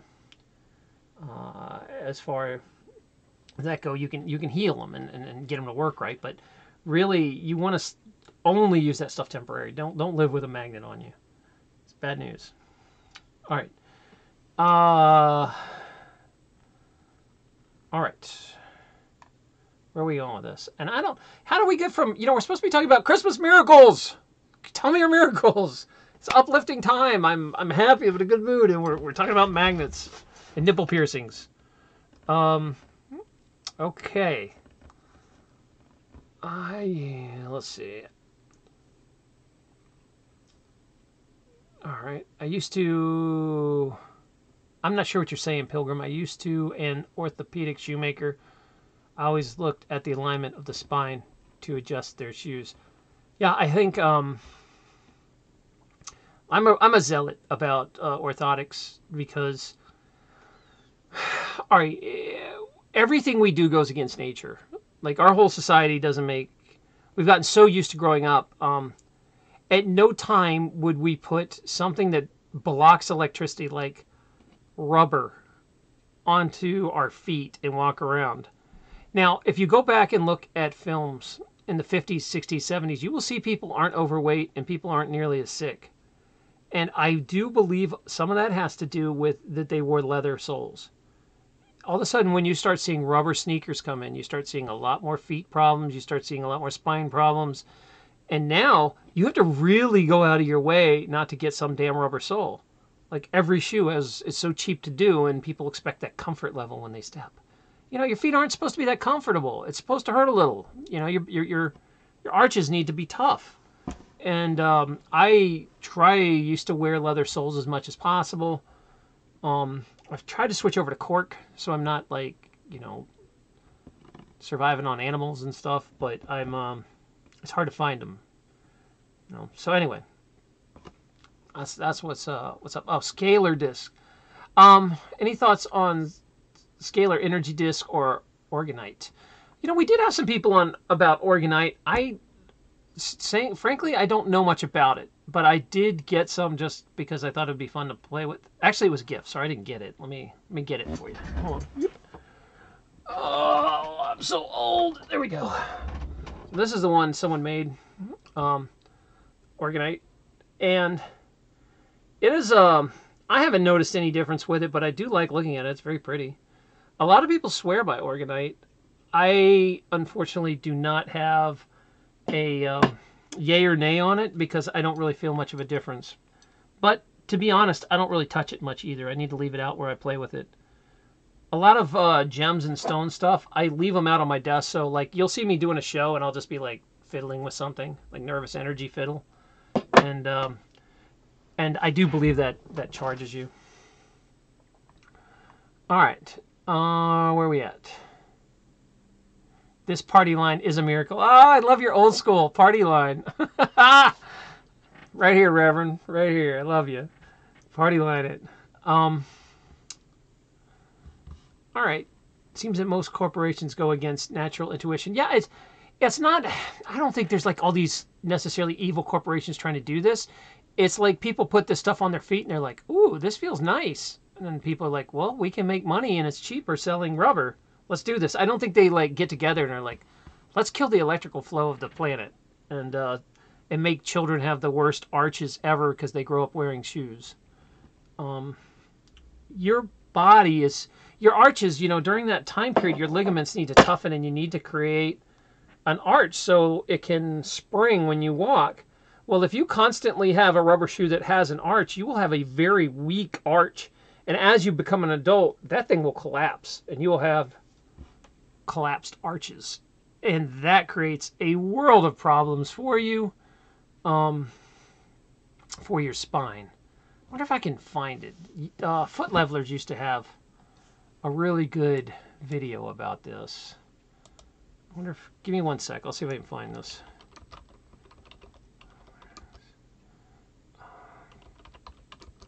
And I doubt they'll get mad at me showing it because I used to sell a lot of Foot Levelers and I like them. So, oh, here you go. When a foot's prone. Okay, we're going to watch this for a sec.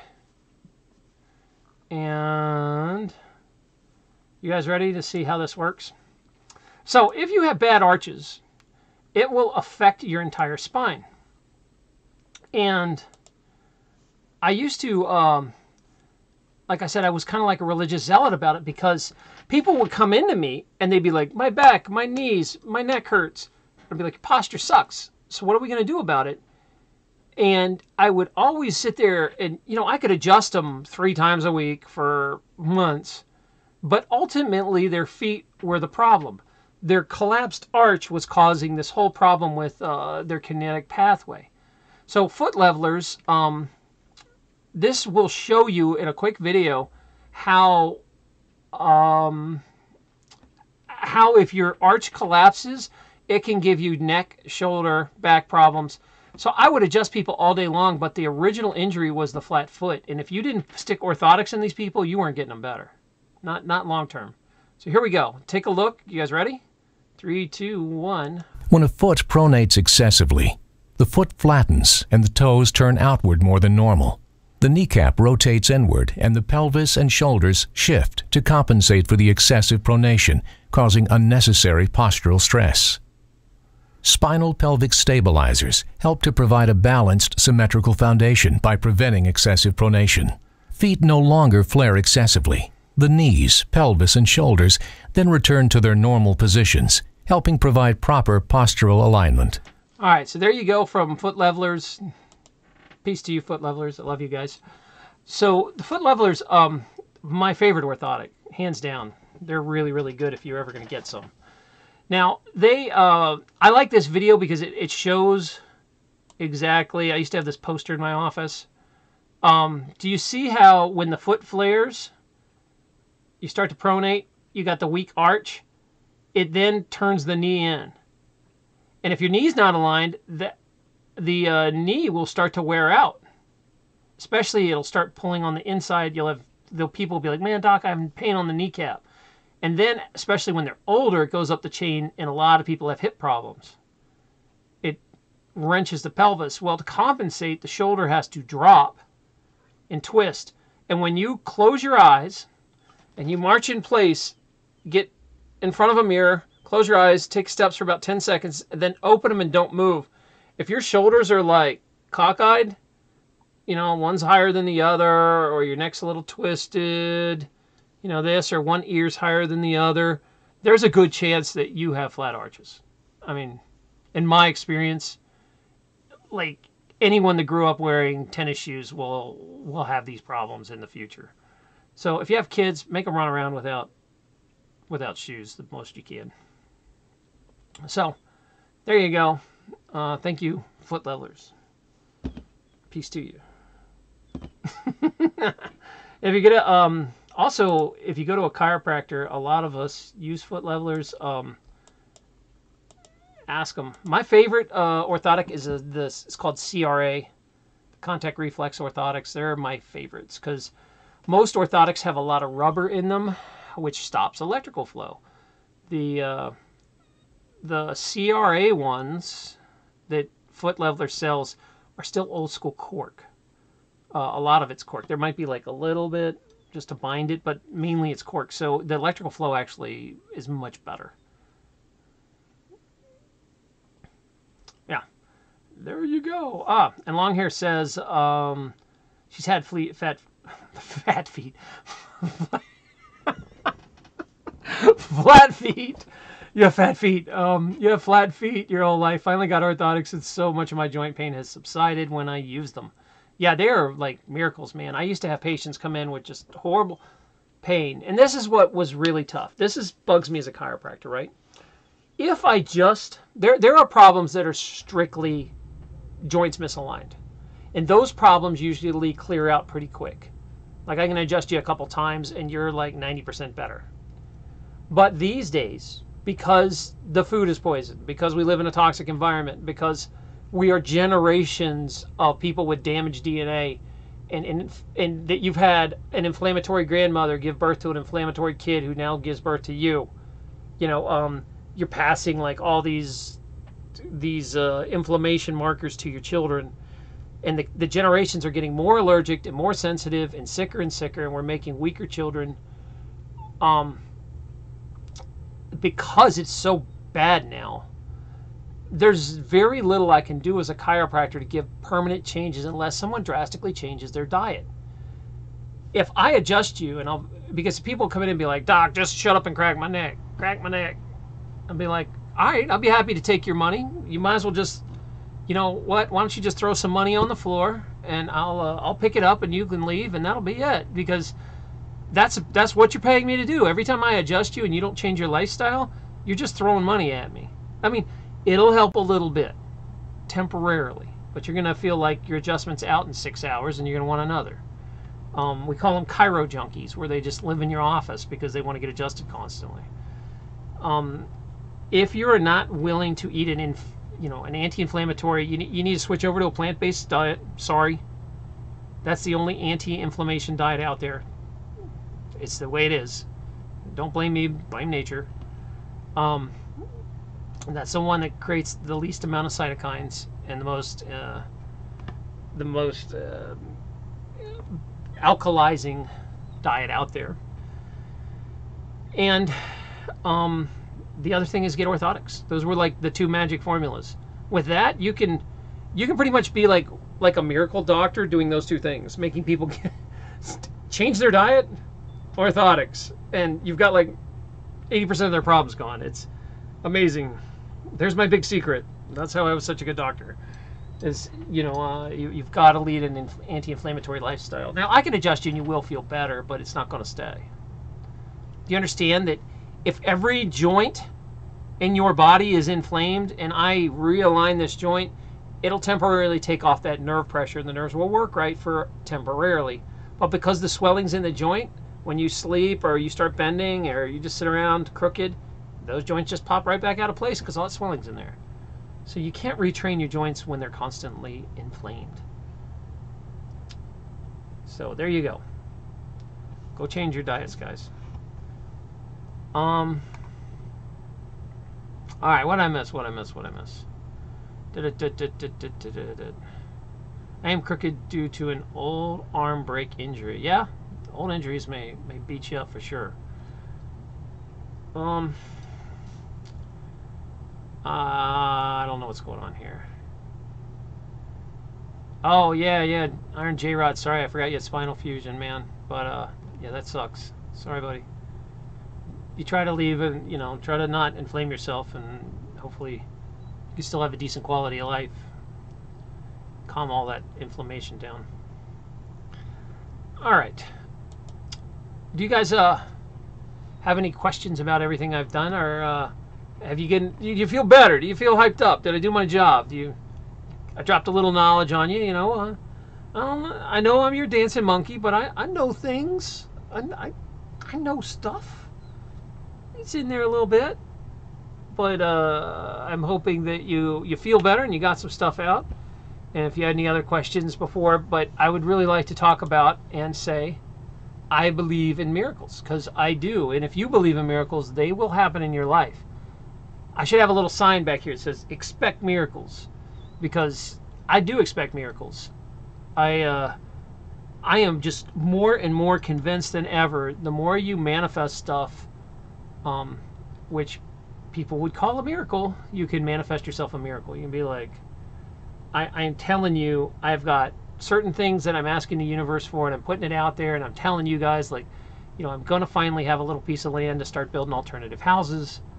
I finally, within a month, I'll have to tell you this other story about, I finally did get that ambulance. I got my van. It's pretty rough, but I got my van.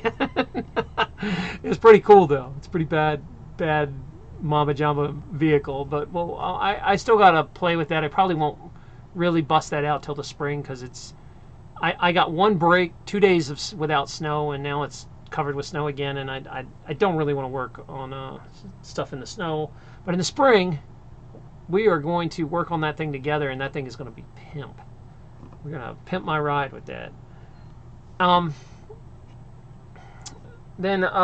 I do believe, and I really put that out there to you guys. If you're fence sitters about miracles, just understand you can create your own miracles. You can expect miracles.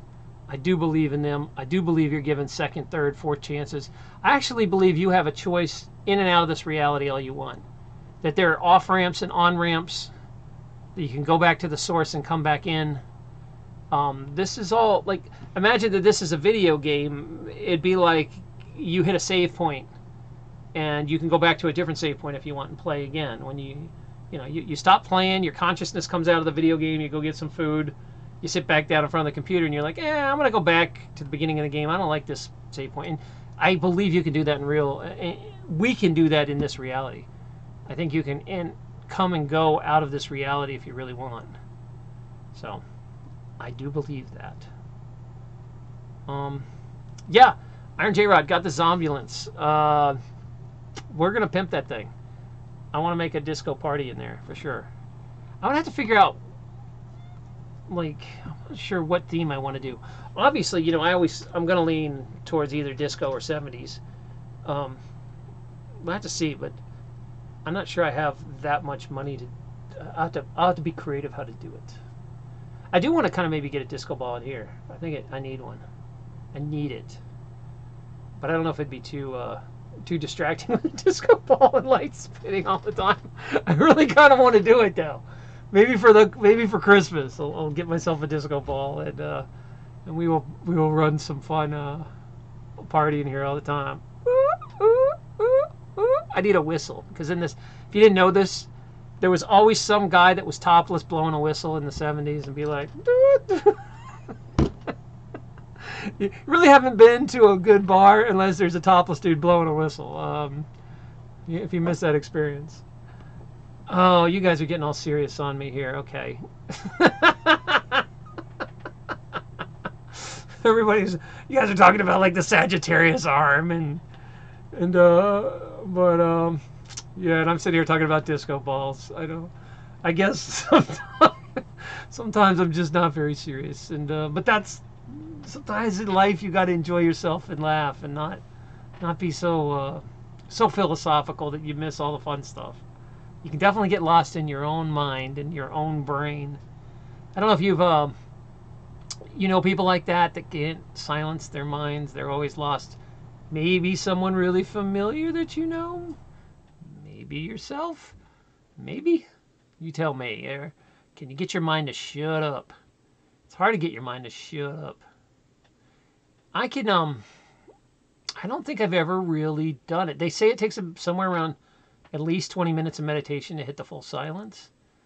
I don't. As soon as I start like meditating, I start crossing over to the other side and talk with, I see my dead relatives. I get information. I come back and I usually have some idea.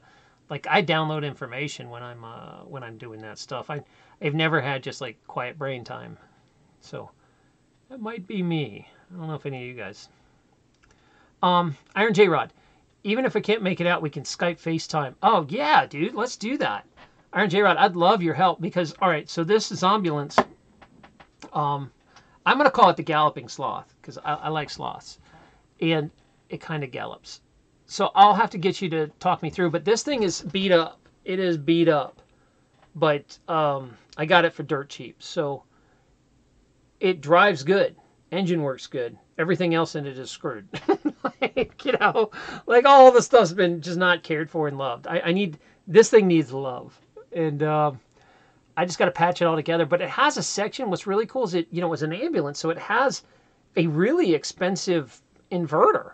And it has an alternator that's like a 300 alternator. So it's like twice the size of regular alternators. And it has like a button where you can hit this button and it kicks up the alternator. So you can run I could run like power drills and saws and chop saws and all kinds of stuff out of this thing, and it wouldn't burn up my engine or alternator. It has it's like built to have electricity plugged in and out of it. Because I guess all the medical stuff for ambulances are high power, some of them, I don't know. But it has a section where I think it's been rigged that you can hook up batteries, and I was going to start trying to hook up. I've got some solar panels and I got some batteries. I just got to get a charge controller. And I'll be able to make this thing solar, or it can run on power of the engine, or it's just going to be awesome. It'll be a fun project. I could totally use your help in the spring if you want to help me pimp this thing. So, the Galloping Sloth. That's what I want to call it. Oh, yeah, I'm trying to, April, I'm trying to make this thing, this is going to be a life-changing vehicle, because even though people look at it and they're like, dude, it's a beat-up ambulance. Yeah, but I can stick full-size lumber in there. I can go back and forth. It's strong enough it's never going to get stuck in mud. If I want the dually wheels, I can put dually wheels on. I have them off right now for better gas mileage. But, and the engine will last forever. But the thing is I'll be able to either camp in this thing. When I get my piece of land, I should say when I get it, manifest. When I get a piece of land, say I want to build like a cob house or something, I could just park and live in that van while I'm working on it. You know, go for a day or two and then come back home and clean up. Go for a day or two, come back home. And it's gonna allow me a place to sleep, a place to carry, because right now I can't carry lumber. You know, I can't strap it to my car. It doesn't work. And it has a hitch where I can pull. It's already got a hitch installed with the 4 or 8 electrical rig. And I mean, I can pull a camper if I want. It's like the ultimate. This vehicle's awesome. Nobody else. I mean, it's like a parent with a really ugly child that you're the only one that loves it. Like, I see the potential, but I know she's the sloth's kind of rough looking right now. But I see her potential. She'll blossom. So. Where would I buy land? Dennis, that's a question, because, you know, I'm going through a huge life transition where I don't know what I want to do, because I do love New Hampshire and part of me wants to stay up here. I would love to have at least a summertime place, because New Hampshire in the summertime, pretty awesome. Down south, the summer sucks. I don't like being in the south in the summer. But I'm kind of thinking I need at least a little home base, but I've been told, you know, information that's coming to me is saying the next stage of your life is going to be developing an alternative housings and maybe even a community and helping people learn.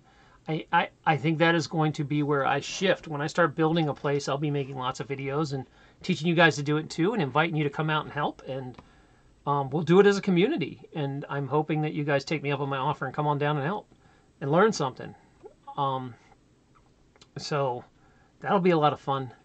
And I guess what I'm doing is I'm just putting it out in the universe. I'm watching, and it'll show up when it's supposed to be here. Because right now I got the van, the ambulance, which allows me to start building and doing things. And I am looking, because I would love, you know, a few acres to play with, but I don't need more than that right now. Like, I see it as an experimental place. I experiment a little bit. I don't know if I'll stay there permanently. I might build it and sell it. I don't know. But I'm not really sure. Also, you know, I'm not above leaving this country. Again, if my life takes a different turn, I could be getting on here and be like, yeah, I'm going to Mexico for 6 months. See y'all. You know, I'll stream while I'm down there. So it's one of those things that I don't really know what's going to happen. And I wish I had an easy answer. It's like, where do you build? Well, I build where I'm at right now because I need it to be convenient. Will I end up here? Will this be some sort of huge community center? I doubt my first try will be. But eventually, I'm going to learn stuff. And when I'm ready to set up like a community or a cool place for people to come, maybe, I don't know, maybe we could have a little healing center there with it. Maybe we could have, you know, a social get-together place. It's just some place where cool people can come meet up and I can live there in between. You know, that's kind of where I'm at. So I'd like to buy acreage, Dennis. It would be great. I just, you know, the universe is going to figure out a way to bless me with that because it takes money. So there's someone out there that is going to either give me land or offer me a trade or a barter or something. Somehow this money thing will be worked out. I don't know, but it'll just solve itself. I just have to be I just have to have faith. Because every time I have faith, it just works out. Have faith, got a van. Have faith, got a new computer. Have faith, gonna have some land. Have faith, I'll eventually build something. You know, I gotta walk what I talk. And it's a hard lesson because sometimes I lose faith a little bit, and then I get long hair hello slaps me in the face and says, Psh, "Come back. Why are you losing faith?" And I say, "Okay, okay. I don't know what happened. I'm back. I'm back." So that's it. Yeah, Trace, you know, you get a ticket, come on. Believe me, when I actually get something, it won't be a secret. I'll be like, "Hey guys, let's do something." And I'd like to get maybe a few cheap campers, maybe even a mobile home, something like that. We stick it on some property and we build something together, and you come out and stay for a week, 2 month, whatever. Come help out for the summer, or the weather's pretty nice here in the summer. And I plan on living in, I like this area, or I'm going to go further north into the mountains even more. So it will be beautiful wherever we land. And then maybe I'll wind up, I keep saying I want to go to Mexico and visit Barry. And maybe see Chase down there and go visit some friends down in Mexico.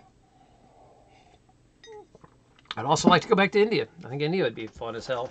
And I still have all you guys in Canada inviting me up.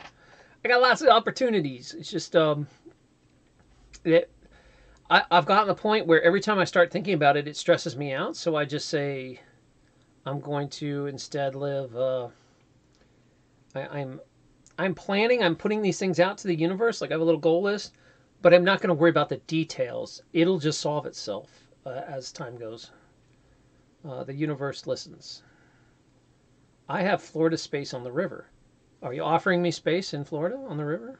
Because I'll come build a little thing down there. Although I'm kind of a little scared of alligators, I'm not going to lie. That's right. Some of you viewers probably have land that you're like, hell yeah, come on, build a little cob house on there. Show me what's up.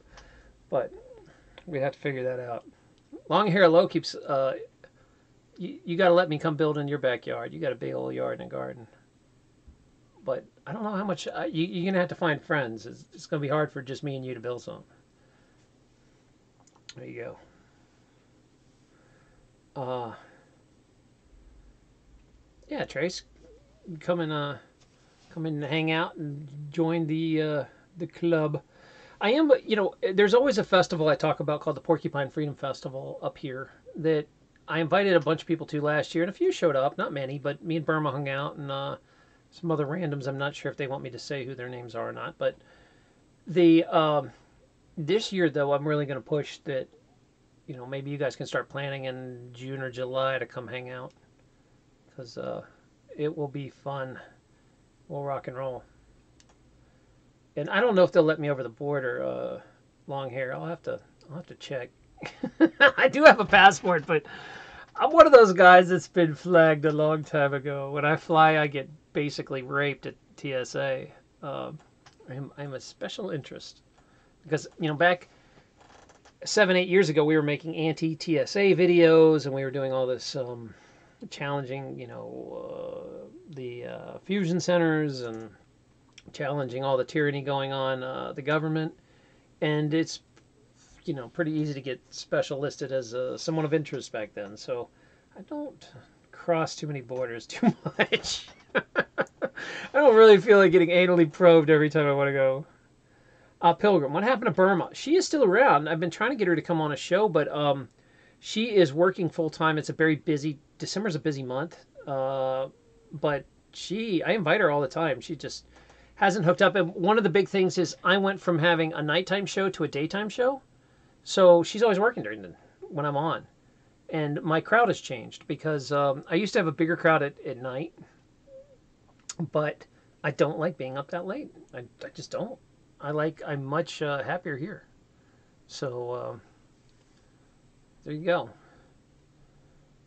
Oh, hey, see ya, April.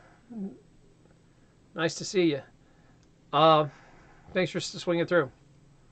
Yeah, it looks like everybody's starting to bounce. So I'm gonna call this up too. We've been on almost 2 hours. I got about 5 minutes, and I will try to end this right at 2 hours. Do you have anything else you guys want me to cover before I wrap this down?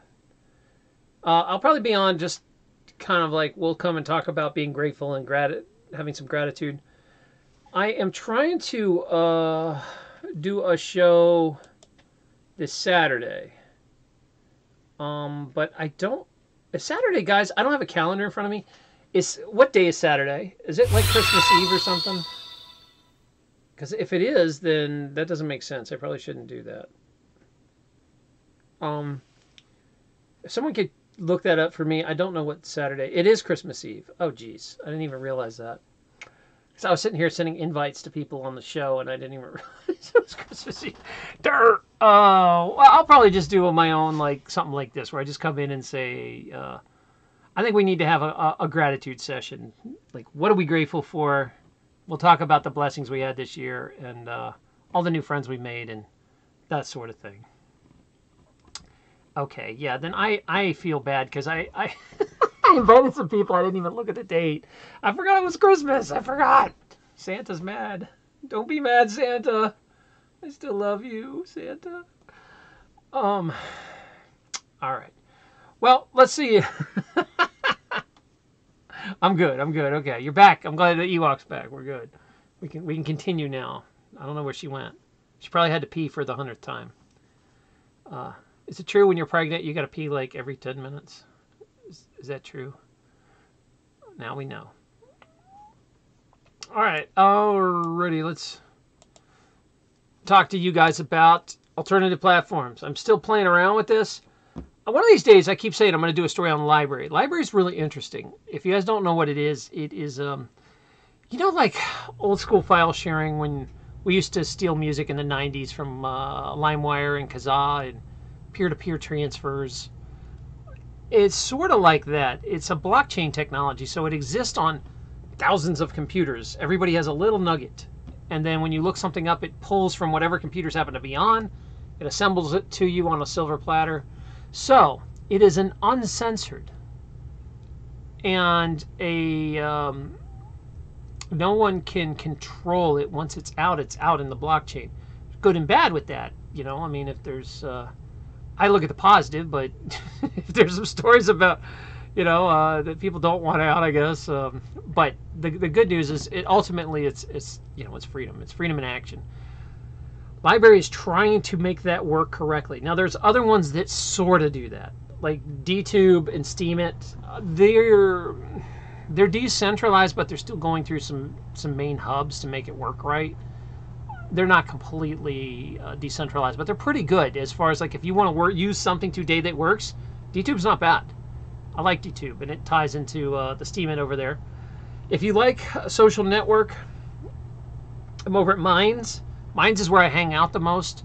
It is kind of like a libertarian Facebook. It is a free speech platform. There are things that are offensive there, but you can filter it out so it doesn't beat you over your head and but the flip side is you can post over there and you don't have to worry about, like Facebook, how it's going to demote you in algorithms or censor you. There's no algorithms over there. It is a true free speech platform. I'm pretty excited about Minds. It's where I hang out the most. If you guys just want to chit-chat with me, I'm over there. If you do decide you want to try that platform, please look in the description. There is an affiliate link. You'll see it under this show here. And it'll say, here's the affiliate link for Minds. If you go in through that, they throw me a couple cryptocurrency bucks just to say thanks. And it's a way to help the show. So I'd appreciate if you use my link going in. I'd be grateful. So if you're going to try Minds, use my link, please. And BitChute. BitChute is also I think it's there. I can't twist my hand that way. There's BitChute. Right here. BitChute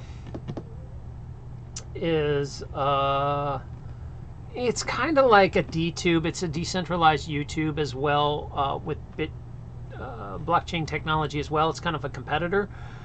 I like BitChute. It works most of the time, but there's almost no social interaction over there, so I don't hang out. I've had, I think, 20 stories in one comment, so nobody talks to me on BitChute. If you're on BitChute, talk to me. I feel alone. I know you're watching. It says there's views, but you know talkie. So talk to me. Say hello. Yeah, Cole, I'll hook you up. If you want an invite to try Library, you can, but it's very glitchy in beta right now. So if you try it, you'll be like, oh, this is kind of tough. But they're working out this is what it takes to have this kind of technology run. It takes a year or two of beta testing it and getting it smooth, so when they release it to the public, people will give it a chance. It's pretty neat. Ewok says, "LOL, chat blocked me for messaging too much." What? Who? Facebook? Are you talking about Facebook, drunk Ewok? Tell me what you mean by that. Who blocked you from text messaging too much? And you guys know I left Facebook about 3 years ago, and I will never go back. I don't care. You can bribe me all you want. I will never be back. I can't. Oh no, Google Chat. Really? What? All right, I'm a little confused. Cole, are you saying in Drunken Ewok that since you were talking too much here that they put a throttle on you? In the chat right here? Did they throttle you down because I mean, there's people that talk way more than you do in here. What's up with that? I hope that's not what you're referring to. If not, we can start using Twitch too. I am also streaming on Twitch at the same time, but it doesn't always work. So, oh, you were doing back-to-back messages. I think if you get real spammy, you're like da-da-da-da. And that's another thing we're going to have is we're going to have a netiquette talk, because there's some people that come in here that just do not understand good etiquette. They just come in here and just are like, here's my website, look at me, and it's, to me the chat is like real life. Like we're walking down the street and we're all chatting, and imagine we walk across a guy on the corner screaming his website over and over. Here's my conspiracy John Lennon website. We would look at a guy just screaming at me without talking to us as a little nuts. So same thing in here. Talk to us. Don't just come in and try to promote something. Like, become friends. People will ask you what you do. So we'll have to do that. Oh, you were trying to tell me that Saturday is not Christmas Eve. It is the eve to Christmas Eve. So that's where Santa's feeding his magic corn to the reindeers that night. He's stuffing them. He's getting them ready for them. So, Reverend Hall, I resemble that remark. Hey, man, learn some netiquette. That's funny. That's really funny. Oh, Carrie, you're a little late to the party. We're just winding down, dear, but you can definitely catch us all in rerun. I'm glad I'm familiar. You're going to figure it out one day. You're going to be like, hey, you and I spent that time in 3rd grade at the beach, and you tried to play doctor with me. Now I remember you. That'll be me. That'll be my luck. Because heavens knows I tried as a kid. I never got lucky here anywhere. I liked girls when I was a little kid, and I got in trouble for trying to kiss a girl in kindergarten. I think. Didn't work. She wouldn't let me do it. There you go. Taking you back. You missed all my childhood stories. So yeah, we're going to talk about moving to these alternative platforms. I, again, am giving them a test drive. So I will do a story about all these guys coming up. Let's talk about the end here of, you know what I'm going to say, right? If you're new here, I do a show that always has some sort of positive message, but I do have a variety channel. So you'll learn all kinds of neat things on this, but they all are empowering and uplifting to your life. Whatever we do, I try to make you feel better when we finish. If you're a veteran here, I'm trying to get off the teat of YouTube, the welfare money of YouTube ads. Why don't you consider Patreon me? It's only $1. So if you don't know what Patreon is, it's like a way to sponsor one of your favorite artists. And I'm a video creator. I guess I'm an artist. I have some rewards over there, although I've got some ones in the works coming out next year that are going to be pretty big. I might have to just up my bribe to get you guys to come and sponsor the show. We can do it for as little as $1. And that $1, I know you're like, it's only $1. What does he care about? That $1 is awesome because it makes me feel appreciated. One, that you care enough to drop $1 on me. And there's some people over there do $5 and $10. It's great. I really appreciate it. And as we get more and more, and as I get more and more Patreons, because there are people that do Patreon that I don't think they offer much of a positive message, yet they have, $4,000 coming in a month. And it's like, what am I doing wrong? I'm trying to be nice and trying to get out there and be like, let's love each other. But I guess I gotta crap on each other to get Patreon people. I don't know. So I'm trying to, because I feel like if I get my Patreon up big enough, I don't have to worry about YouTube anymore. I could be a lot freer about what I do and not care if I get censored. And it'll let me move off these YouTube platform. Or I don't think I'll ever move off unless they kick me off. But it is a change in here. So I'm not sure I like the way it's going. And maybe we'll put our effort somewhere else. That being said, so... let me keep reading before we split here. I was dying when you said you want to get off the YouTube teat. Yes, it's true. It's the welfare teat of YouTube. Carrie, I'm sorry my expressions remind you. I don't know. I don't know. I did a boring live video last night. If you want to check it out, sure. Yeah, email me. I'll check if you're trying to get started on YouTube. That goes to any of you guys. If you guys are trying to get started on YouTube, I'll be happy to pay it forward and help you guys out a little bit. You know, give you a little help here and here. I don't know much, but I know a little. I've learned a little bit doing this over the years. So, yeah, just contact me, Carrie. You can either get a hold of me through email or once in a while. I am spending less and less time over at the Discords, but I'm there. If you drop me a message, I eventually get back to you. That being said... The teat dried up for unconventional YouTubers. Yeah, Dennis, it's a tough life out there for the guys that, especially the ones that are doing like Unirock and stuff. The ones that are doing out there stuff, they're having a hard time. And I'm trying to trailblaze a way to new platforms, and hopefully they will come with me. It's just a matter of, you know, I've got to make a living at it, and until I am not loyal. Like if all of a sudden I got the same money in cryptocurrency from mines. Guess what? I'm not really doing YouTube much anymore. I'm shifting. So I'm not hugely loyal to it. I have a love-hate relationship with YouTube. Look at me. You're not even gonna let me finish my end. All right, we'll go back to this. Every time I try to end, you guys do this to me. I get sucked back in. So yeah, that's I'm gonna experiment now. You know, just because I'm saying I'm at all those platforms doesn't mean I necessarily endorse them all yet. They're all very much beta and they're all being tested. Oh, let me show you them again. Boop. They're all being tested and they're all very much in beta. So there's good and bad things about each one of them. Eventually one or two will win. But right now they're all kind of in the race right now for my attention. And I will steer you the way I think we should go. So far I really like Minds. And I really dig what Library's trying to do, but they're very clunky still. So I'm waiting for them to up their game as far as making it more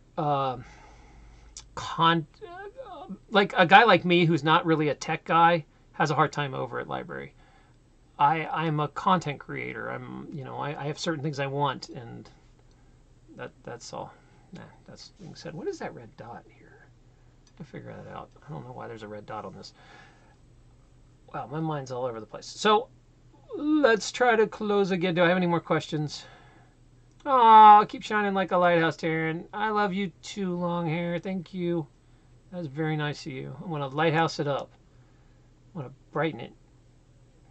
We're going to get a disco ball, and that's going to be the top of my lighthouse. People are like, oh, there's a spinning ball in your lighthouse? No, I got a disco ball, baby. That's right. One of these days, I'm going to have a lighthouse. One of you guys that's an artist, go design that for me. That'll be my logo. A lighthouse with a disco ball that spins. That'd be awesome. One of you out there knows how to do GIFs and artwork. Do it. Send me it. I would love it. So, that's all. Oh, you need my email, Carrie? Okay, hold on. Here you go. Feel free to prank me all you like.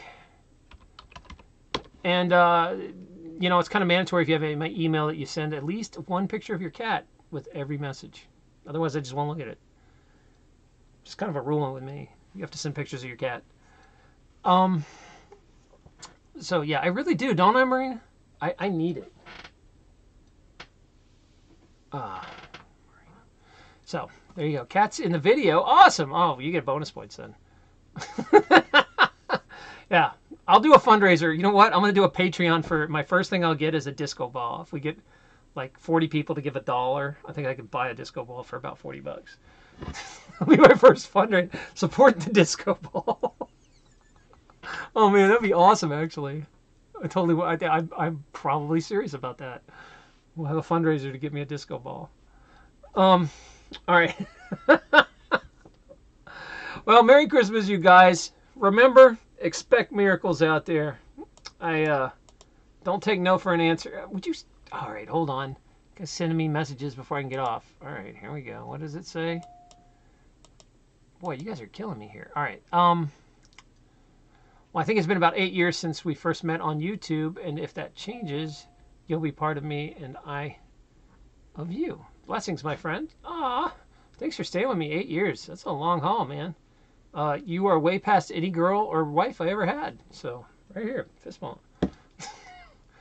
Usually the girlfriends I date have expiration dates. I'm sure you guys know what that's about, right? Y'all dated people where they have expiration dates, like every 3 or 4 years, they just kind of expire. Yeah, that's another chat. All right.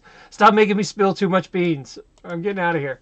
All right, so that being said, if you're still watching this, I don't know why, but thank you. And I hope you have a great holiday. Expect miracles. You are a miracle. This whole chat's a miracle. Everything that's happening. Oh, Riley, dropped me $20. Thank you. Halfway to a disco ball. Love you, Riley. Thank you. So nice of you. And Vanilla, Vicky, nice to see you guys here. I'm sorry I didn't get a chance to say much to you, and Cole. I really appreciate you guys hanging out. If you want, you can drop over to Discord. I'll be over there to chat in a little while. If you're kind of bored, we could chat a little bit. But I've got to go post all this all over other networks. And then I got to go shovel snow forever. So I'm going to shovel snow until I'm probably sterile. And then that'll be good. Because that's the kind of work that's ahead of me. It is snowing like crazy here. I love you guys, and feel free to come on over to the Discord in a minute or two. I'm going to be hanging out in there, the Afterglow. If you are still watching this, and you are on YouTube, you're going to see little stories appearing, other live chats. Continue to click those, because YouTube loves watch time. So if you continue watching me, even if I'm not live, much love to you. Thank you so much. So remember, everybody, stay positive, support each other, expect miracles, and be nice to that cat.